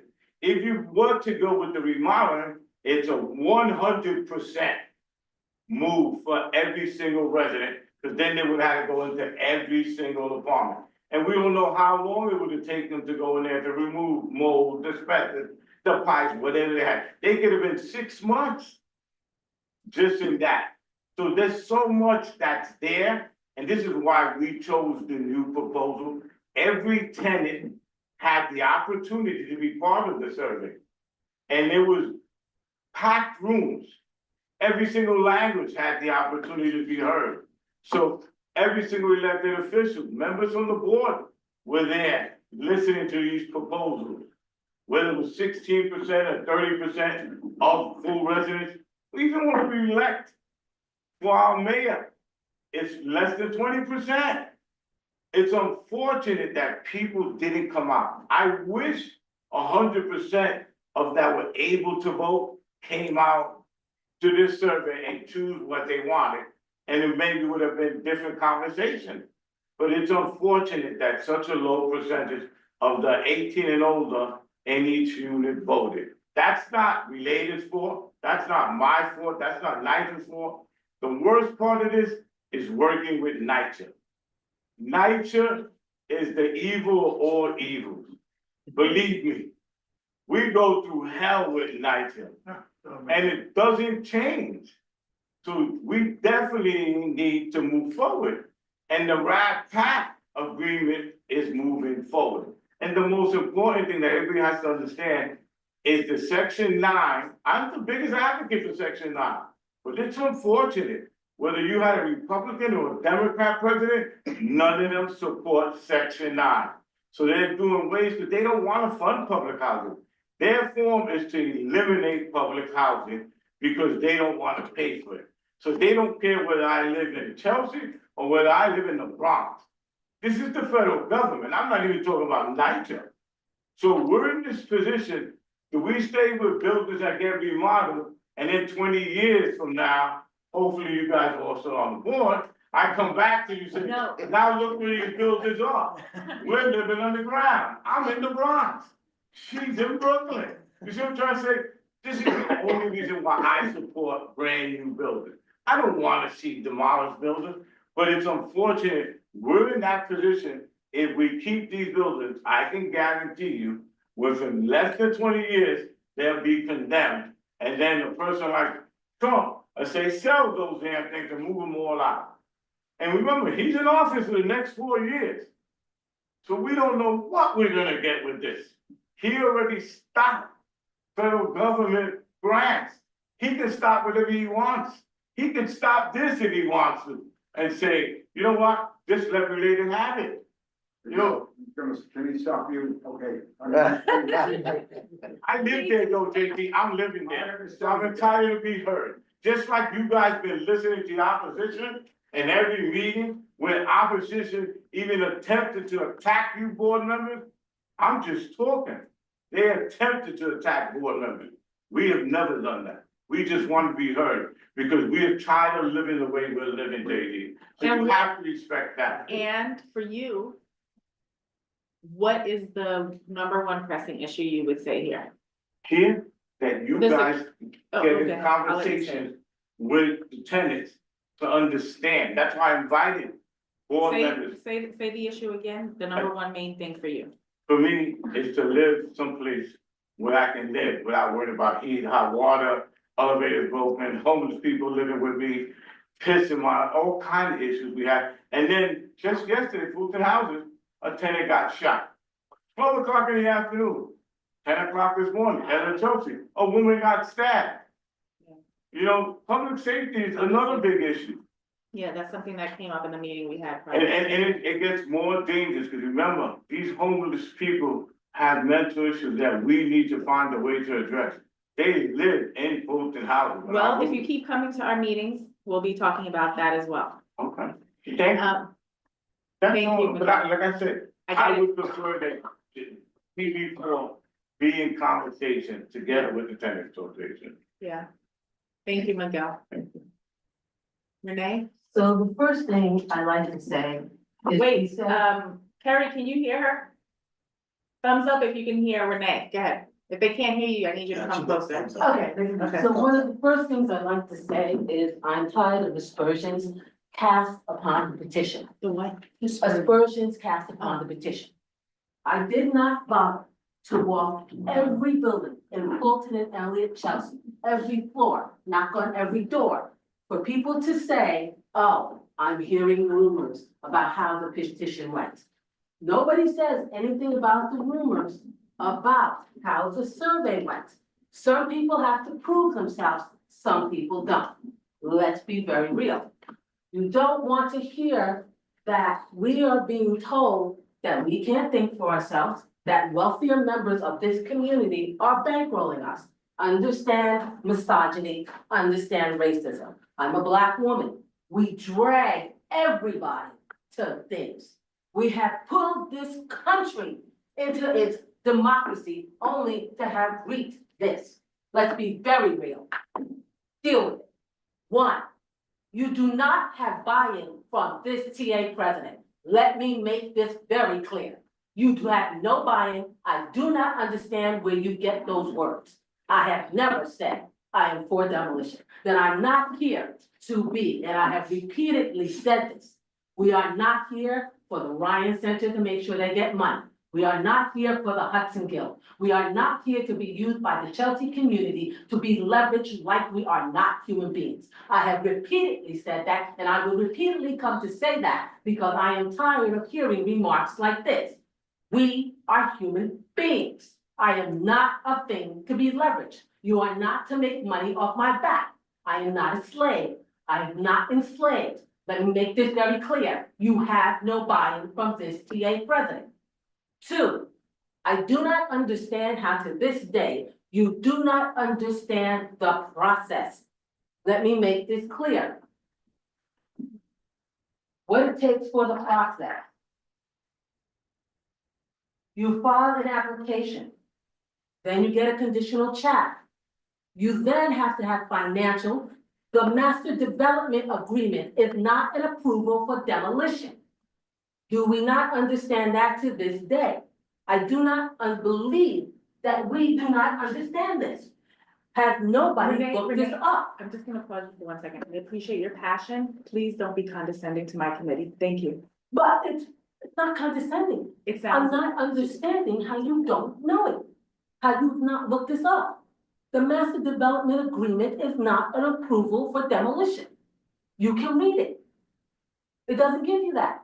This attitude that I'm giving up, we're being served up at the table to make everyone wealthier, to make more affordable, unaffordable housing. It doesn't do that. I do not understand how we don't understand that. Has nobody looked about how to do demolition and disposition? That needs to be done. This is our lives. And yes, I agree with Miguel. We deserve housing. We deserve comfortable housing. We deserve housing that is not being demolished because people don't care. It's not condescending to you. I do not understand how you have never looked at these things, how you're just taking remarks by rote.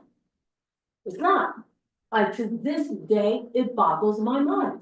If nothing else, look what needs to be done for demolition.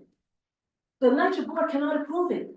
They don't have the authority to approve it. They can ask, but they cannot approve, and they should not approve it. It's not condescension.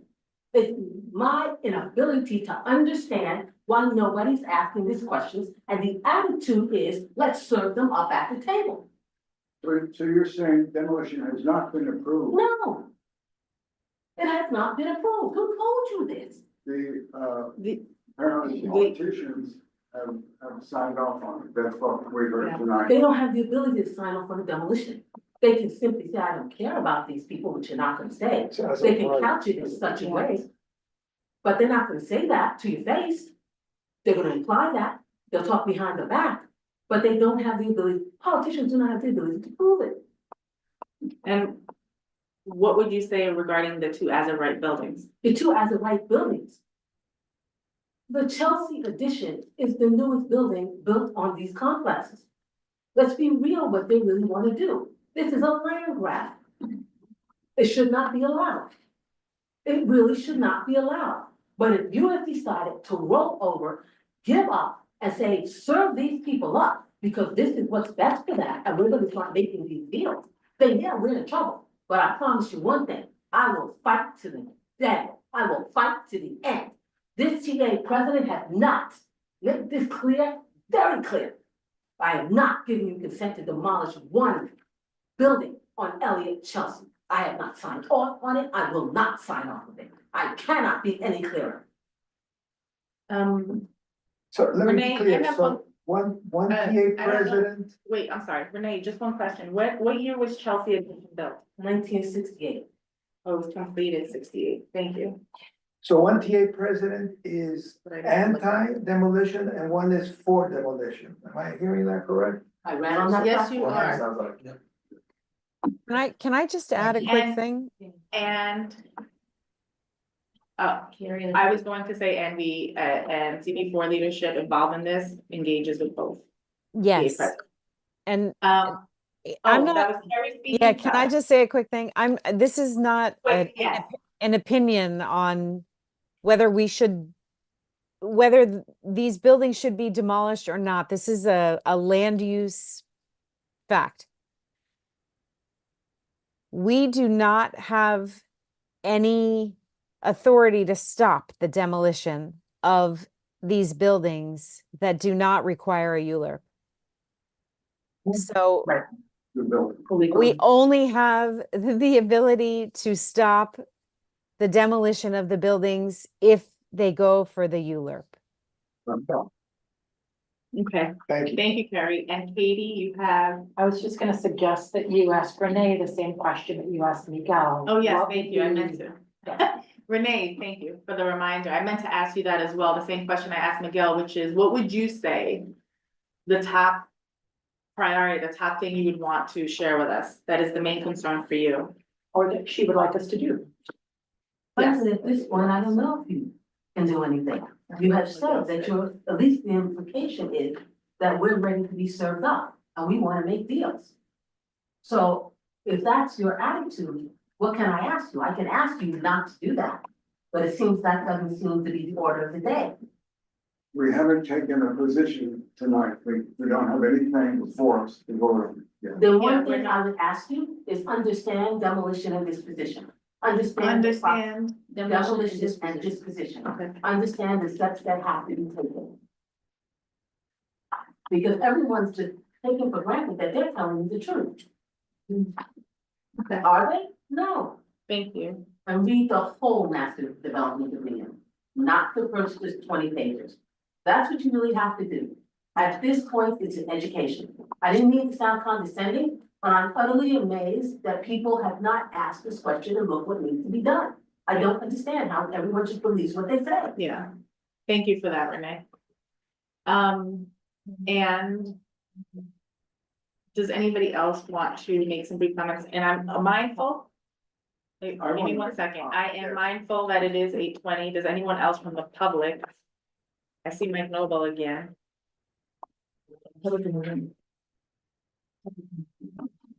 No, nobody's raising their hand in here. Oh, so- sorry.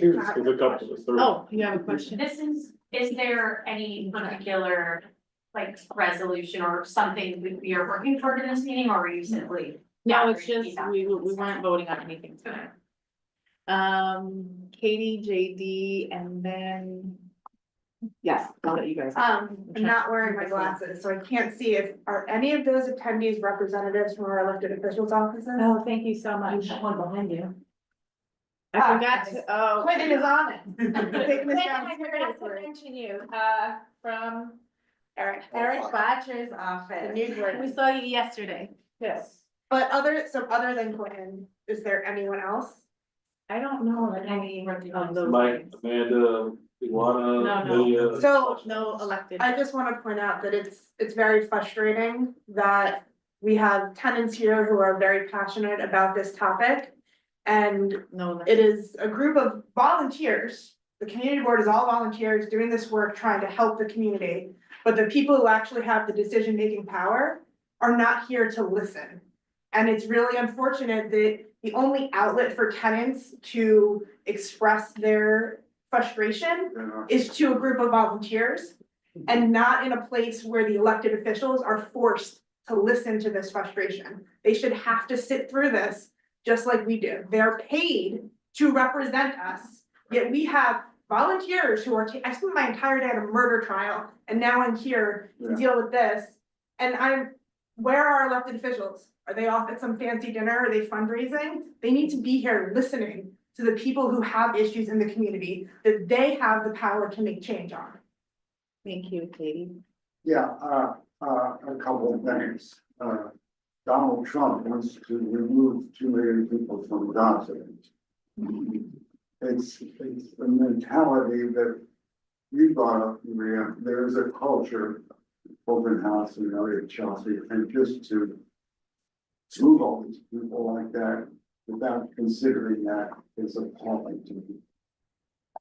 I am with Betty on this. We have all of us sat here for years, receiving some, Miguel, I know you like me, I know you're not mad at me, but we receive a lot of, it feels like anger, and it's not us. We're trying to do the best we can to please everybody. And it's appalling to me that in spite of the fact that we have sat here all this time, suddenly tonight, for me, I hear it's all the electeds have said demolition. As to Carrie, your points are very well taken, but frankly, how can I trust that anything we say, write, or do is going to be taken seriously by our elected officials who did not come to us to tell us this at any point that I recall, that they're all for demolition. So what is the point? What are we doing? So I would like a resolution tonight to say, God damn it, elected, well, I'm sorry, Maria. I take that back. I would like a resolution tonight to the electeds to say that we would like some answers here that we have not received and some clarification about this demolition to be or not to be. I don't know yet, Miguel, is it? I mean, Renee raises a good point. I frankly don't know if it's signed off or not. One thing that Joe. But I would like some kind of I'm sorry, Maria, to come out of this committee to say, we're a little pissed off about this. Maybe it's I'll just second me. that. I'll third Maybe that. it's just me. Council, I just want to chime in too. I share Katie and JD's sentiments about our electeds being cowards. And I want you to take that to your boss and let him know that he's an absolute coward for not being here. Today, the last 2 weeks, I've been dealing with federal executive orders. I had to stand in front of my employees and tell them I don't know what's going on and we're trying to make decisions in the dark. They need to show up here and do the same thing and answer hard questions. It's not about dancing with old ladies and planting flowers. It's about making hard decisions and standing in front of people who actually pay you. And I know some of these folks have grand goals for their elected positions. The people in this room will hold them accountable when they have those grand ideas. So you need to take that to him. He needs to share that with Tony. He needs to share that with all the other folks in the elected group. And I believe they will be listening to this recording. And well, then your boss knows how. We have a motion, we have a second and a third. Are the hands that are raised about the motion? Yes. Okay, yours is or not? It is. Mine is not. Okay, so the motion was made, so you're gonna check me. Not doing anything wrong. We have a motion on the table, so if your hands are up, you have a question about the motion, then you can speak. We're gonna hold off on. It's not a question about the motion. I wanted to speak against the motion. You can vote against it. Yeah, that's. So it's not, can I share my view? I would wanna know your reason for voting against it. Yeah, that's what Okay, so I understand happened was that, our community board, Jessica and others asked for a meeting with the electeds without anybody else. Asked to have this meeting, and that's what you gave the readout about tonight.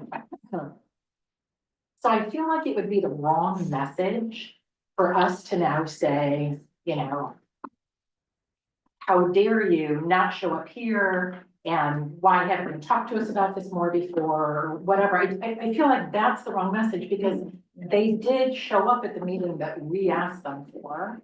I think what we should do now that we've heard what was discussed at that meeting is to now say, hey, it feels like there is so much more that needs to be discussed publicly, and that you need to show up, and that we would like there to be an opportunity for people in the community and us to be able to talk about this and to get more facts. But I feel like it's wrong for us to be complaining about the fact that they actually did what we specifically asked them to do, which was to have a meeting. Katie, I hear you. I'm not saying Yeah. that's not the motion, but I hear what you're saying. My motion, I think, is more like, why did we go through all this? And suddenly they're telling us, okay, no, it's total demolition. Why did we go through hundreds of meetings to arrive at the point where it's over? You know, I think that's more my motion. Yeah, so if that's the motion, which is to say, we understand that you're now saying like, Yeah. we fully support demolition. And if if the motion is to say, we wish there had been a lot more opportunity for public input, and we feel like, you know, that it was really inadequate, and that that's a problem, that's fine. I think. But it sounded like you were, Yeah, saying I'm something sorry, I didn't mean that, but more that. Why did we sit here for months and years and then suddenly, absolutely. Yes, that's the No complaint, but consideration. you would say the motion is, how would you say it in a different way? Katie, but I know. Ask for a review of how their Cause decision-making process. I have things I wanna say too, but. say it again? Ask for a review of their decision-making process and how they came to the conclusion of support. And Yeah, to because we- and to we've not heard demand that. that they be present and to demand that they are present Present. going forward in the conversation. To hear from their constituents. in other words, I don't think that decision came out of this board. No. No, clearly not, but I just want to be careful about how we're wording it, that's all. I hear you, I got a couple of things. Kevin? First, going back to what I think Renee said, in terms of the process. I make a suggestion, whether it's this committee, the clue, that we invited in, maybe the joint meeting, whoever we need to, from a city agency or a person who can be able to share with us, if indeed these two committees do not actually have accurate information and accurate understanding of what the process is, we should find out pretty rapidly what's going on. Otherwise, we're walking in the wilderness, not knowing what direction we're walking. Does that make sense to folks? If we're grasping the things that we don't know, what the process is, what the timeline, is this right of way, this is not right of way, if this is you look, this is not you look, we're walking around. So I think we need to know what we're trying to accomplish, so respectfully, I suggest we invite in whoever we need to invite in, whatever city agency, I'm sorry, Lois? We're not Yeah, asking I a was- motion. yeah, We have a motion on the floor with discussion around the motion. Yeah, and This is my discussion. Mhm. Okay? But you're- Second, you're- with all due respect to what JD says, I'm unaware that any elected official was invited to this meeting. So to chastise an elected official for not coming to a meeting they weren't invited to. That's not accurate. It's a So I'm public gonna stop you. And they know it's. That's not accurate. I said earlier when I was speaking about the meeting, Harry invited the electeds to meetings. To this And meeting, I said that they were not, she used the word, they were not inclined. They don't wanna be talked in public. That's being nice. I was being nice. but that's fair, I- I didn't know people were invited, so. To say they were not inclined was being nice. I invited them I'm to. gonna stop everyone for a moment, Sorry. because I'm gonna try to not be curt or abrupt or rude. The goal for this evening, and maybe I didn't say this up front and make it clear, and I'm not trying to override you, Joe. So there can still be a JD. I have Joe in my mind and heart, okay, I'm sorry. That's the third time tonight. I messed up somebody's name. My point is that's good when I laugh, okay? My point is that tonight, I wanted tonight to be a discussion about what happened and how we are going to move forward, what we have decided to move forward with, which is the stakeholder meetings, right? And if we are going to suggest writing a letter to anybody, I want it to be thoughtful and have purpose. Otherwise, let's not do it because it is a waste of time, because we have meetings constantly about this with electeds, with tenant association meetings, and then internally, we have meetings almost every week. I'm having so many meetings and dealing with so much of this, so we don't need to write another letter just for show, okay? We have several letters, and if we're gonna write a letter I want it to have purpose and meaning. We've done so many. Roberta. I, just to sort of reiterate what Maria is saying, though I am not like specifically opposed to a letter, I think Clue has been very clear about these specific issues of the process. Basically, every month, we vote on a new letter from Clue with the points that we have put forward this evening. If someone would like to write them and we would like to send them out of committee, I'm personally not opposed to that, but I don't really understand how it would be particularly helpful, to Maria's point, when we've already said it, and then there's this process where there's engagement from our chairs and the Chelsea land use chairs. Constantly. And Dolores, you had some thoughts. I saw you taking bullet point notes of some things you wanted to share, and I don't know if now is the right I don't time wanna or share. later. No, these are not, this is not for me to share. But we do have someone. But there is a motion on the table. And yeah, you keep ignoring that. I am ignoring it. I was ignoring it. JD. And JD, what I wrote Keep the is. motion you want to withdraw. Thank you. You can withdraw if you want. That's your choice. I will not withdraw the motion. Okay, so And I'm sorry that it may not carry, but frankly, I've sat here for month after month after month, and suddenly to be told that in spite of the fact that we did not take a position on this, and that we have heard that there are two different points of view, the electeds have decided they've made a decision. So Okay, so there's a motion. Call the question. don't know why. Okay. So I think it'd be super helpful to be clear about the words of the motion, like what the motion is. It sounds like if Yeah. JD, why don't you just repeat what your motion is? What I have is an ask for a review of how the electeds came to their decision making. But I don't know if that is. And it sounds what you're like trying to also say. questioning what was the purpose of all of the work done by the working groups and all these Right. other groups that were putting all this work into it. And then the electeds made this decision, and I think also maybe There's a lack of some confidence. of the fact is we had to beg, the board had to beg for a meeting with them. They didn't proactively come and tell us that they decided they were in for demolition. We had to beg them to talk to us. So I think it's kind of asking them to be more forthcoming with why they're making these decisions after all this work we've done and why they're disregarding I would like to the know. public work. I would like to know why they make this decision. I don't understand why we wouldn't want to know. It says a request for transparency. I think that would help us going forward. At least it would help me to understand, maybe they have good reasons, I don't know So that. are we asking To me, them, that doesn't sound like a letter. is it a request to come to next month's meeting No, and to, It's a request to understand why JD, they. did you hear what she said? That sounds like, Oh, I'm sorry. say it again. I was wondering, is it a request? Is it, like, could we say, we're really disheartened to hear that you've all announced that you're fully in support of this. And we would like you to come to next month's meeting, or representatives from your office to come to next month's meeting to explain to us how your office came to this decision. Yes.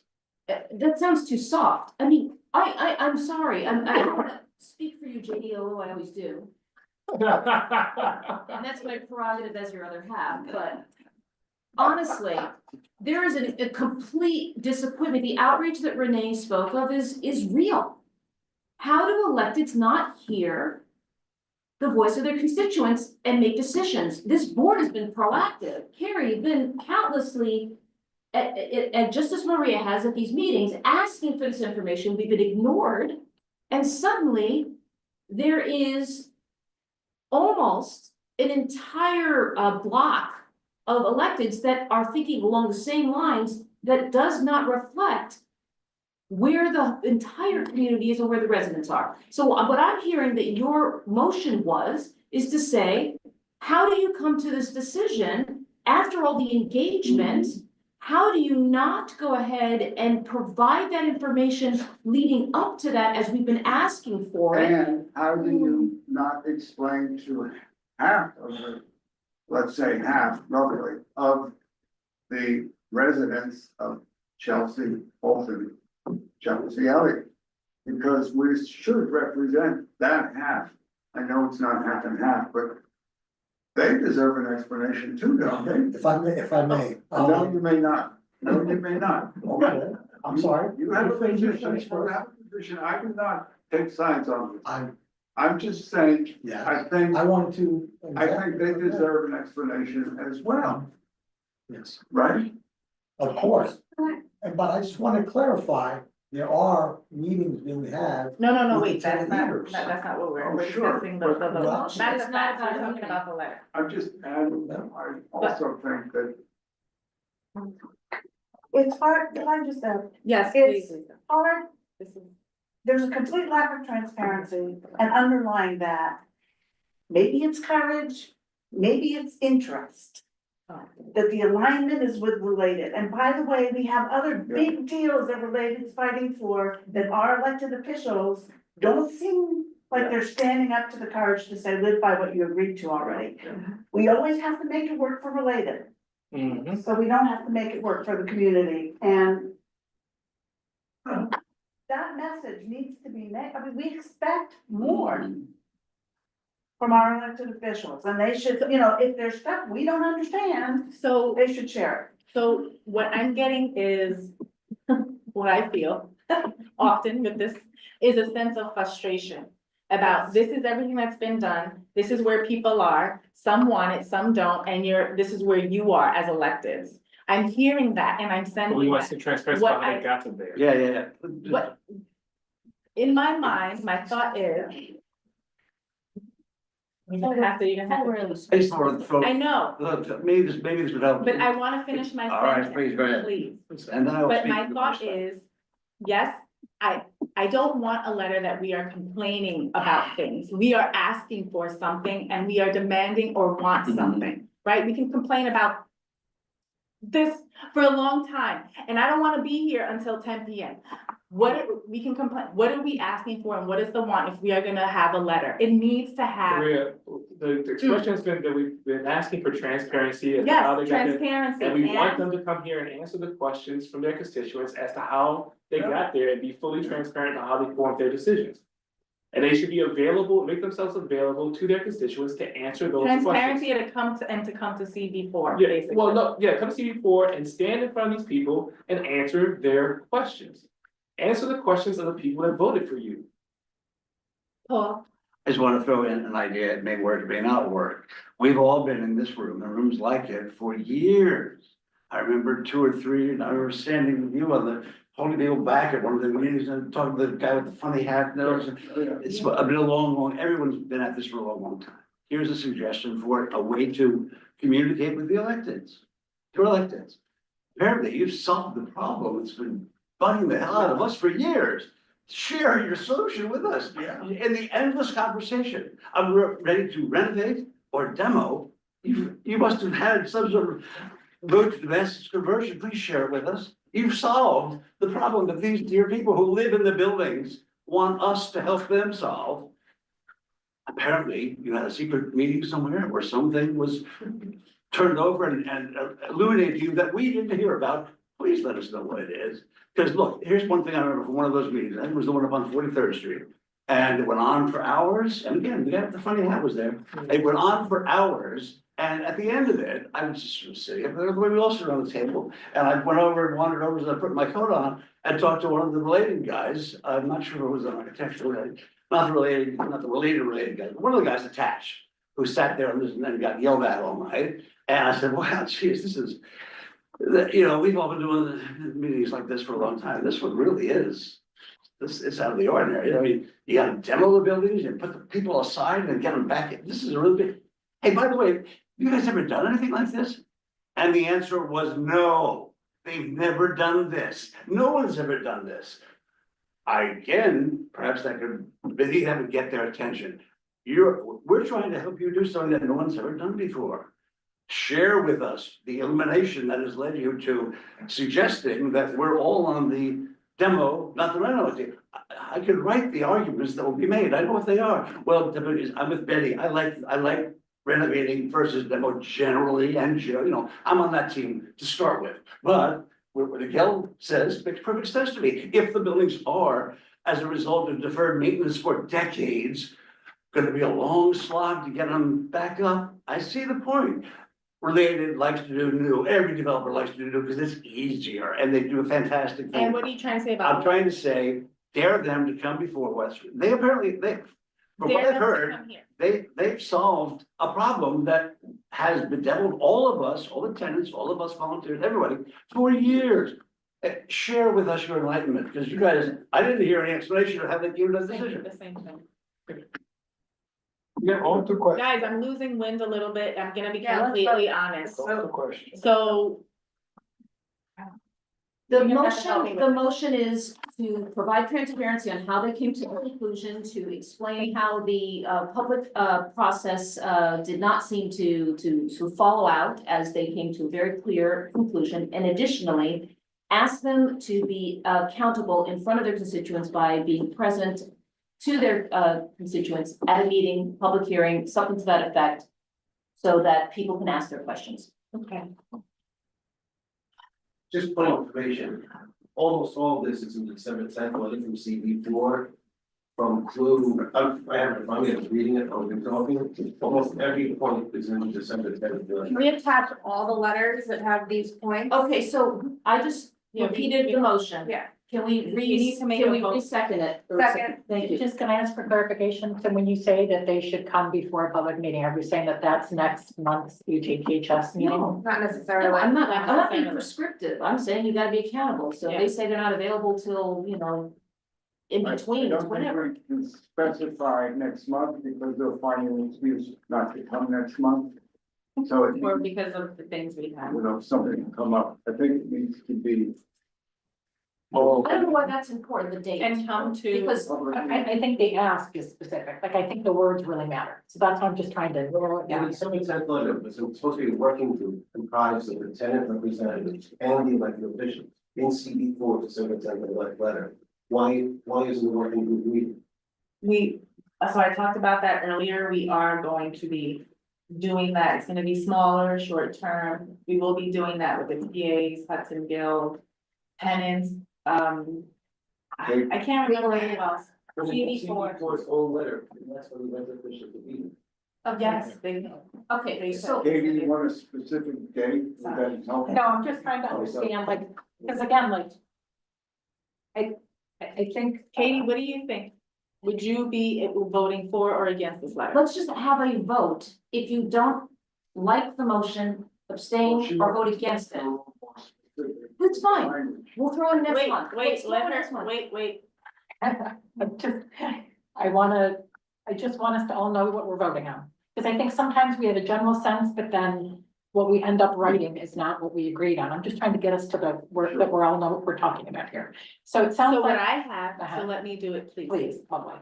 So what I have is that we are writing a letter to the electeds. We are requesting transparency about how they came to their decision, that they are all in favor of the project as is, which is complete demolition, right? That's the proposed project. Second, what we are asking the electeds is to come to CB4 and respond to questions by committee members and or the public. We are not About their decision. about their To support. decision.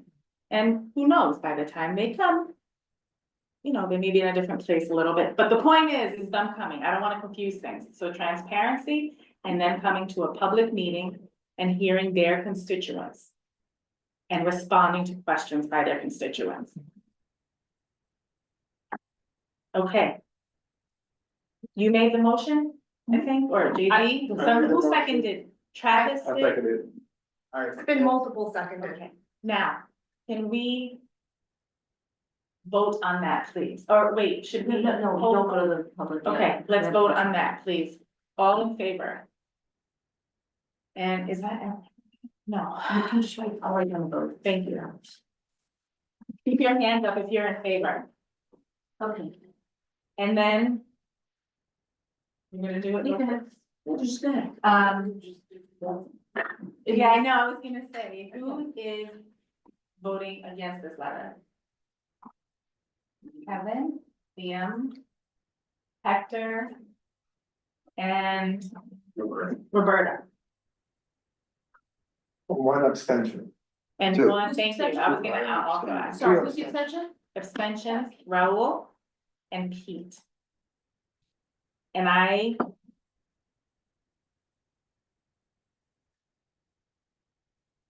don't know if this is appropriate. I want to transparency and coming to CB4 and responding to your constituents about your decision. I'm curious for one person, Roberta or Kevin or Liam, to explain the reason they're voting against it, just to help me understand.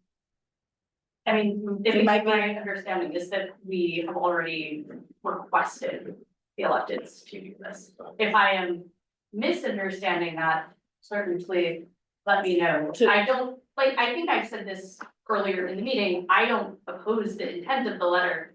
It just seems duplicative. I don't think we've ever asked them specifically. JD, hold on for a second. You think we've asked them what specifically for? For like engaging in a, like, with like the public. I am not certain that we have explicitly engaged in this ask, but it does appear to be duplicative since we've asked them to But this engage. is in the public. I'm sorry, JD. That is simply my reason So- for voting against it. I didn't, you asked us, it was one of us to say it, not for us to debate it. Yeah, because Yes. because we haven't asked specifically for them to come to CB4. That's the thing. And speak to the public. We've never asked that. I believe we have. Or, yeah, I'm not certain that. But this is a specific issue. Okay, so we'll leave it as is for now. Thank you for explaining, Roberta. And, okay, we got everyone's votes and we have 2 people who wanted to speak. And Lydia as well, her hand is up. Yeah, I don't see Lydia's hand up, but I see Mike and Luana. Luana. Okay, Lydia, I saw it pop up, so I'm assuming you do want to speak. Let me just bring Mike over. Who's she on? No, I didn't see anybody else. No, now he's here. No, Nelly's still in. Nellie, can you bring over the folks that have their hands raised? Mike, you can begin. Okay, thanks. I just want to clear Can up you one just tech. make it brief, please? No, I'm not here. It doesn't give me the option to show myself. Okay, It's okay. Hold on. What's your comment or? Okay, he put himself on mute, so we can go to. So now he's back. I have to get back on. I mean, I'm on and off. Oh, You're on. I'm Mike, back you're on. Mike, you're here. Oh, no, it is. Yeah, okay, good. Look, just to clear up one technical thing, all right? The question about how demolition happens, right? So what is a fait accompli is the fact that NYCHA has already chosen to put these developments into the PACT program, which is NYCHA's version of RAD, right? So that's done. That puts these units into private management, and it converts Section 9 to project-based Section 8, right? So that's done. What happens next is all PACT projects have got to file applications to HUD, 1, to get into the RAD program, which is the federal program, right? And 2, to apply for Section 8 demolition, Section 18 demolition, right? 2 separate things, right? The RAD and the Section 18 deals are both under the Housing Act of 1937. They go hand in hand, right? So at this stage of the game, in order to facilitate any RAD conversion, a Section 18 application usually goes along with it, all right? It's just how it happens. You can Google this, you can see how the history of it all, how it all happens, all right?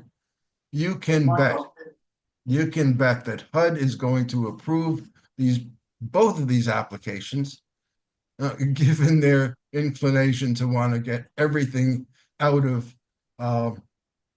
Section 9 realm, right?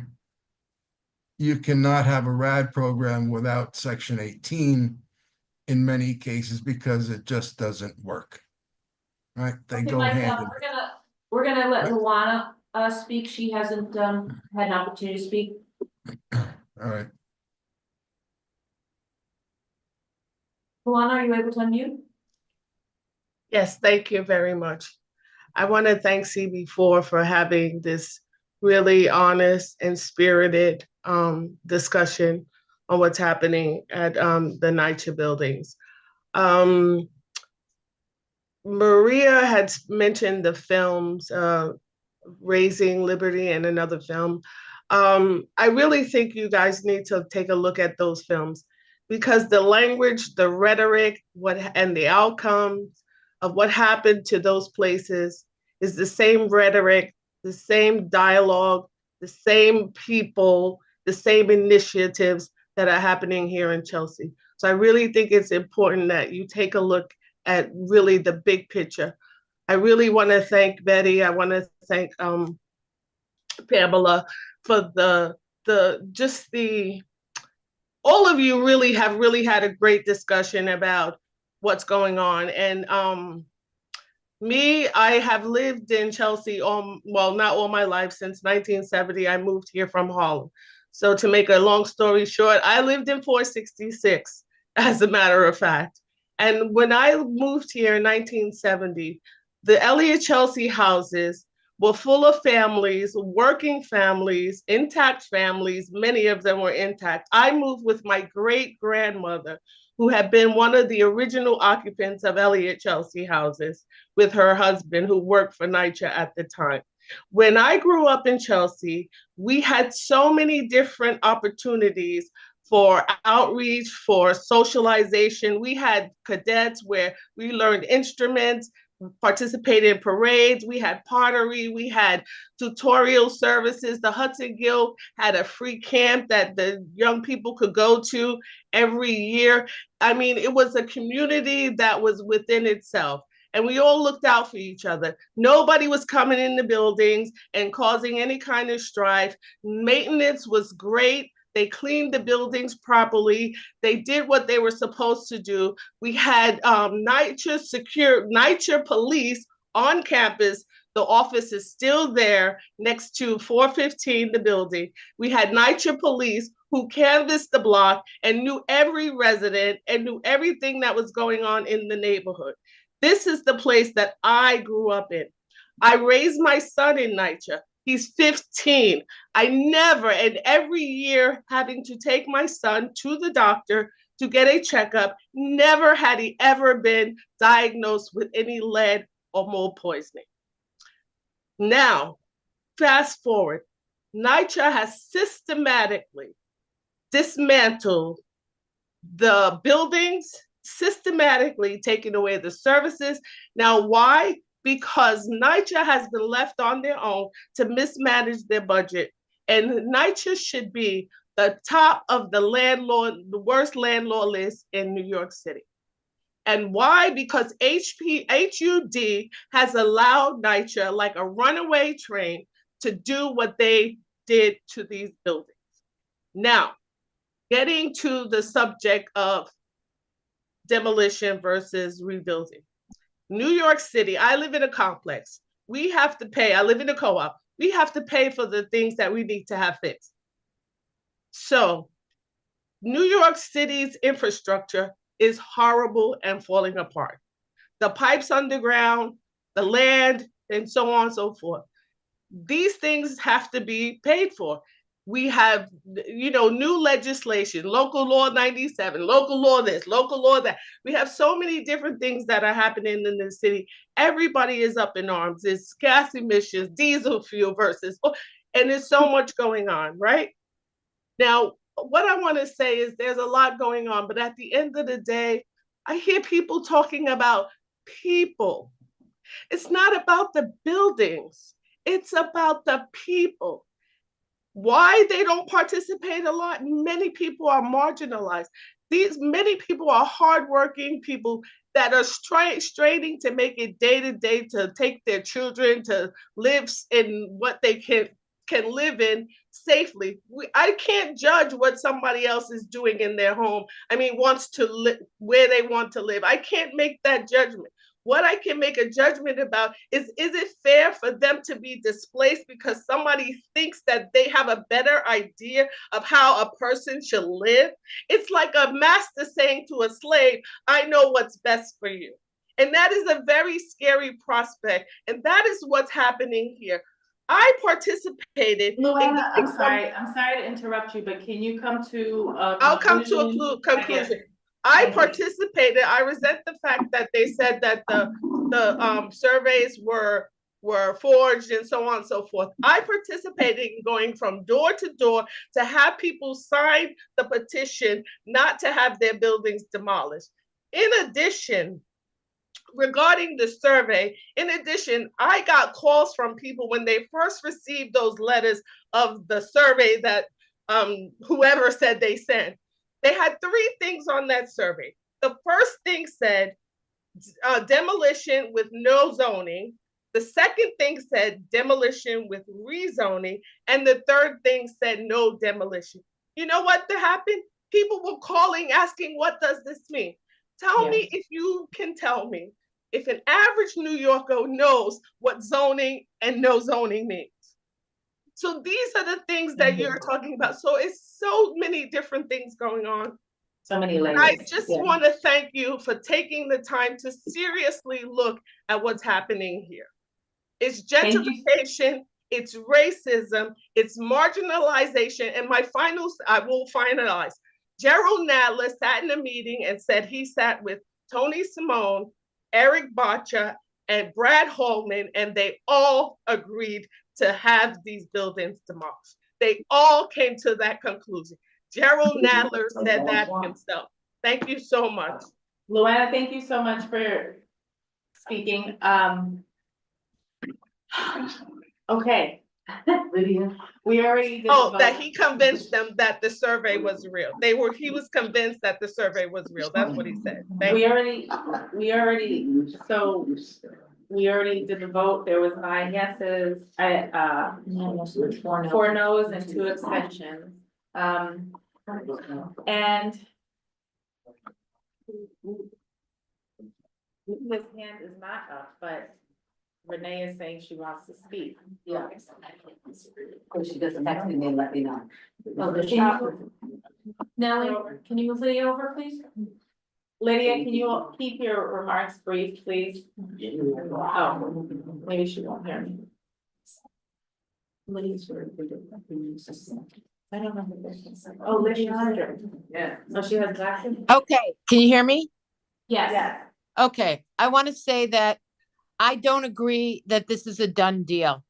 There are political solutions to this. We don't have Lydia, to. can you just make your remarks brief? That's all. Thank you. Yes. I want to say that the elected officials have lined up on this, and with the right kind of advocacy and pressure, they can break ranks. Our coalition, the Chelsea's Neighborhood Coalition, is talking to Eric Bosher. We are putting pressure on Brad Hoylman-Siegel because they need to represent the community and the NYCHA residents. They're not doing their job. We need to demand that they do their job. They have a lot of arrogance and nerve refusing to meet publicly about this issue. It's unacceptable. I commend you for requesting that they do so. This can be changed, and it is so unconscionable to desert the NYCHA tenants, 950 of whom signed that petition, a group of whom elected a tenant leader on a no demolition platform, and to desert them and throw up our hands and say there's nothing we can do.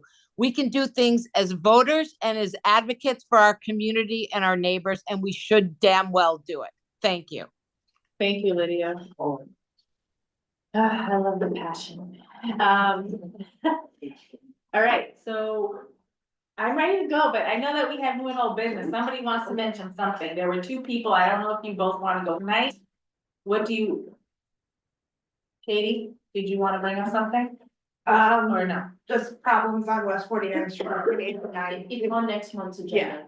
Yeah. It's on next month's agenda. I'm not sure if it is. I was told it was. That's all. We'll have to discuss it more. Harry has her hand up. Karen, while Maria's choking, please. Sorry, Maria, for your choking. I would postpone, but I believe that that this is a very time sensitive statement. So I'm actually now switching roles and speaking as a community board for person. Constituent. Constituent, thanks. I'm like, what's the word?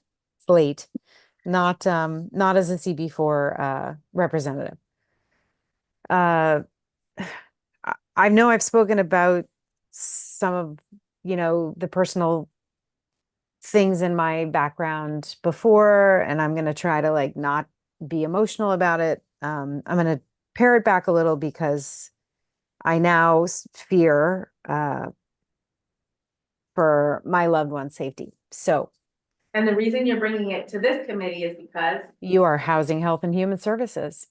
yes, So there's a group of our fellow community members whose healthcare was taken away this week by an executive order from the new president with no legal standing.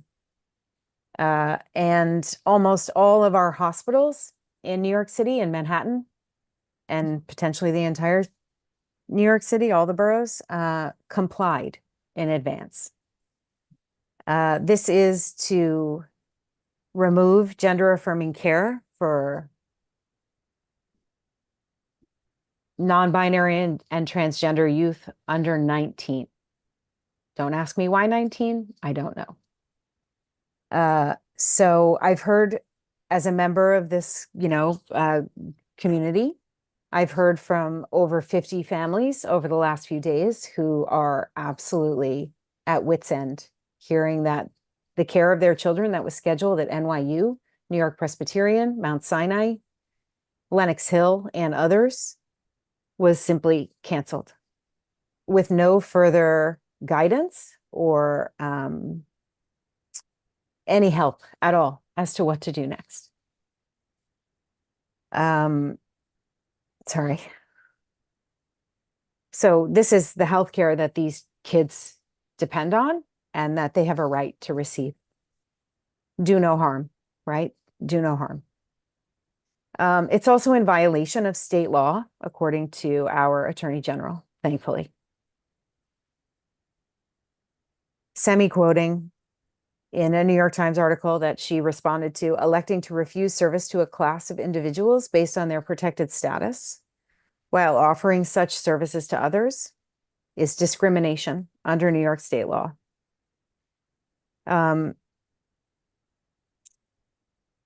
I talked to Maria about this yesterday and hesitate to talk about what I'm going to say next, but I'm going to do it just because sometimes I think that as somebody who has a lived experience here, it makes a difference. There's so much misinformation out there. When you take a child to get gender affirming care, as I know firsthand, there are so many hoops you have to jump through. Your child has to be insistent, persistent, and consistent for a long time before they'll even consider seeing you.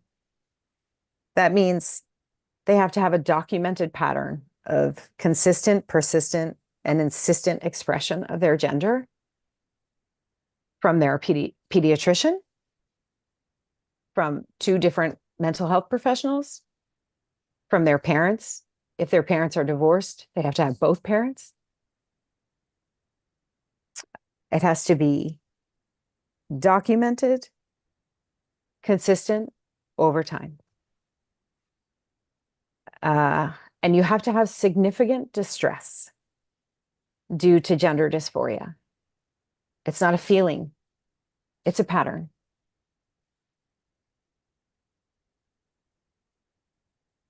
Sorry. That's just to get your first appointment, just to see a doctor. So I will say that as a mom, no parent looks at their 5-year-old kid and says, I want you to be trans. I want you to live as one of the most marginalized and vulnerable people in our society. I want you to be bullied and scapegoated. I want to increase your death by suicide by 50%.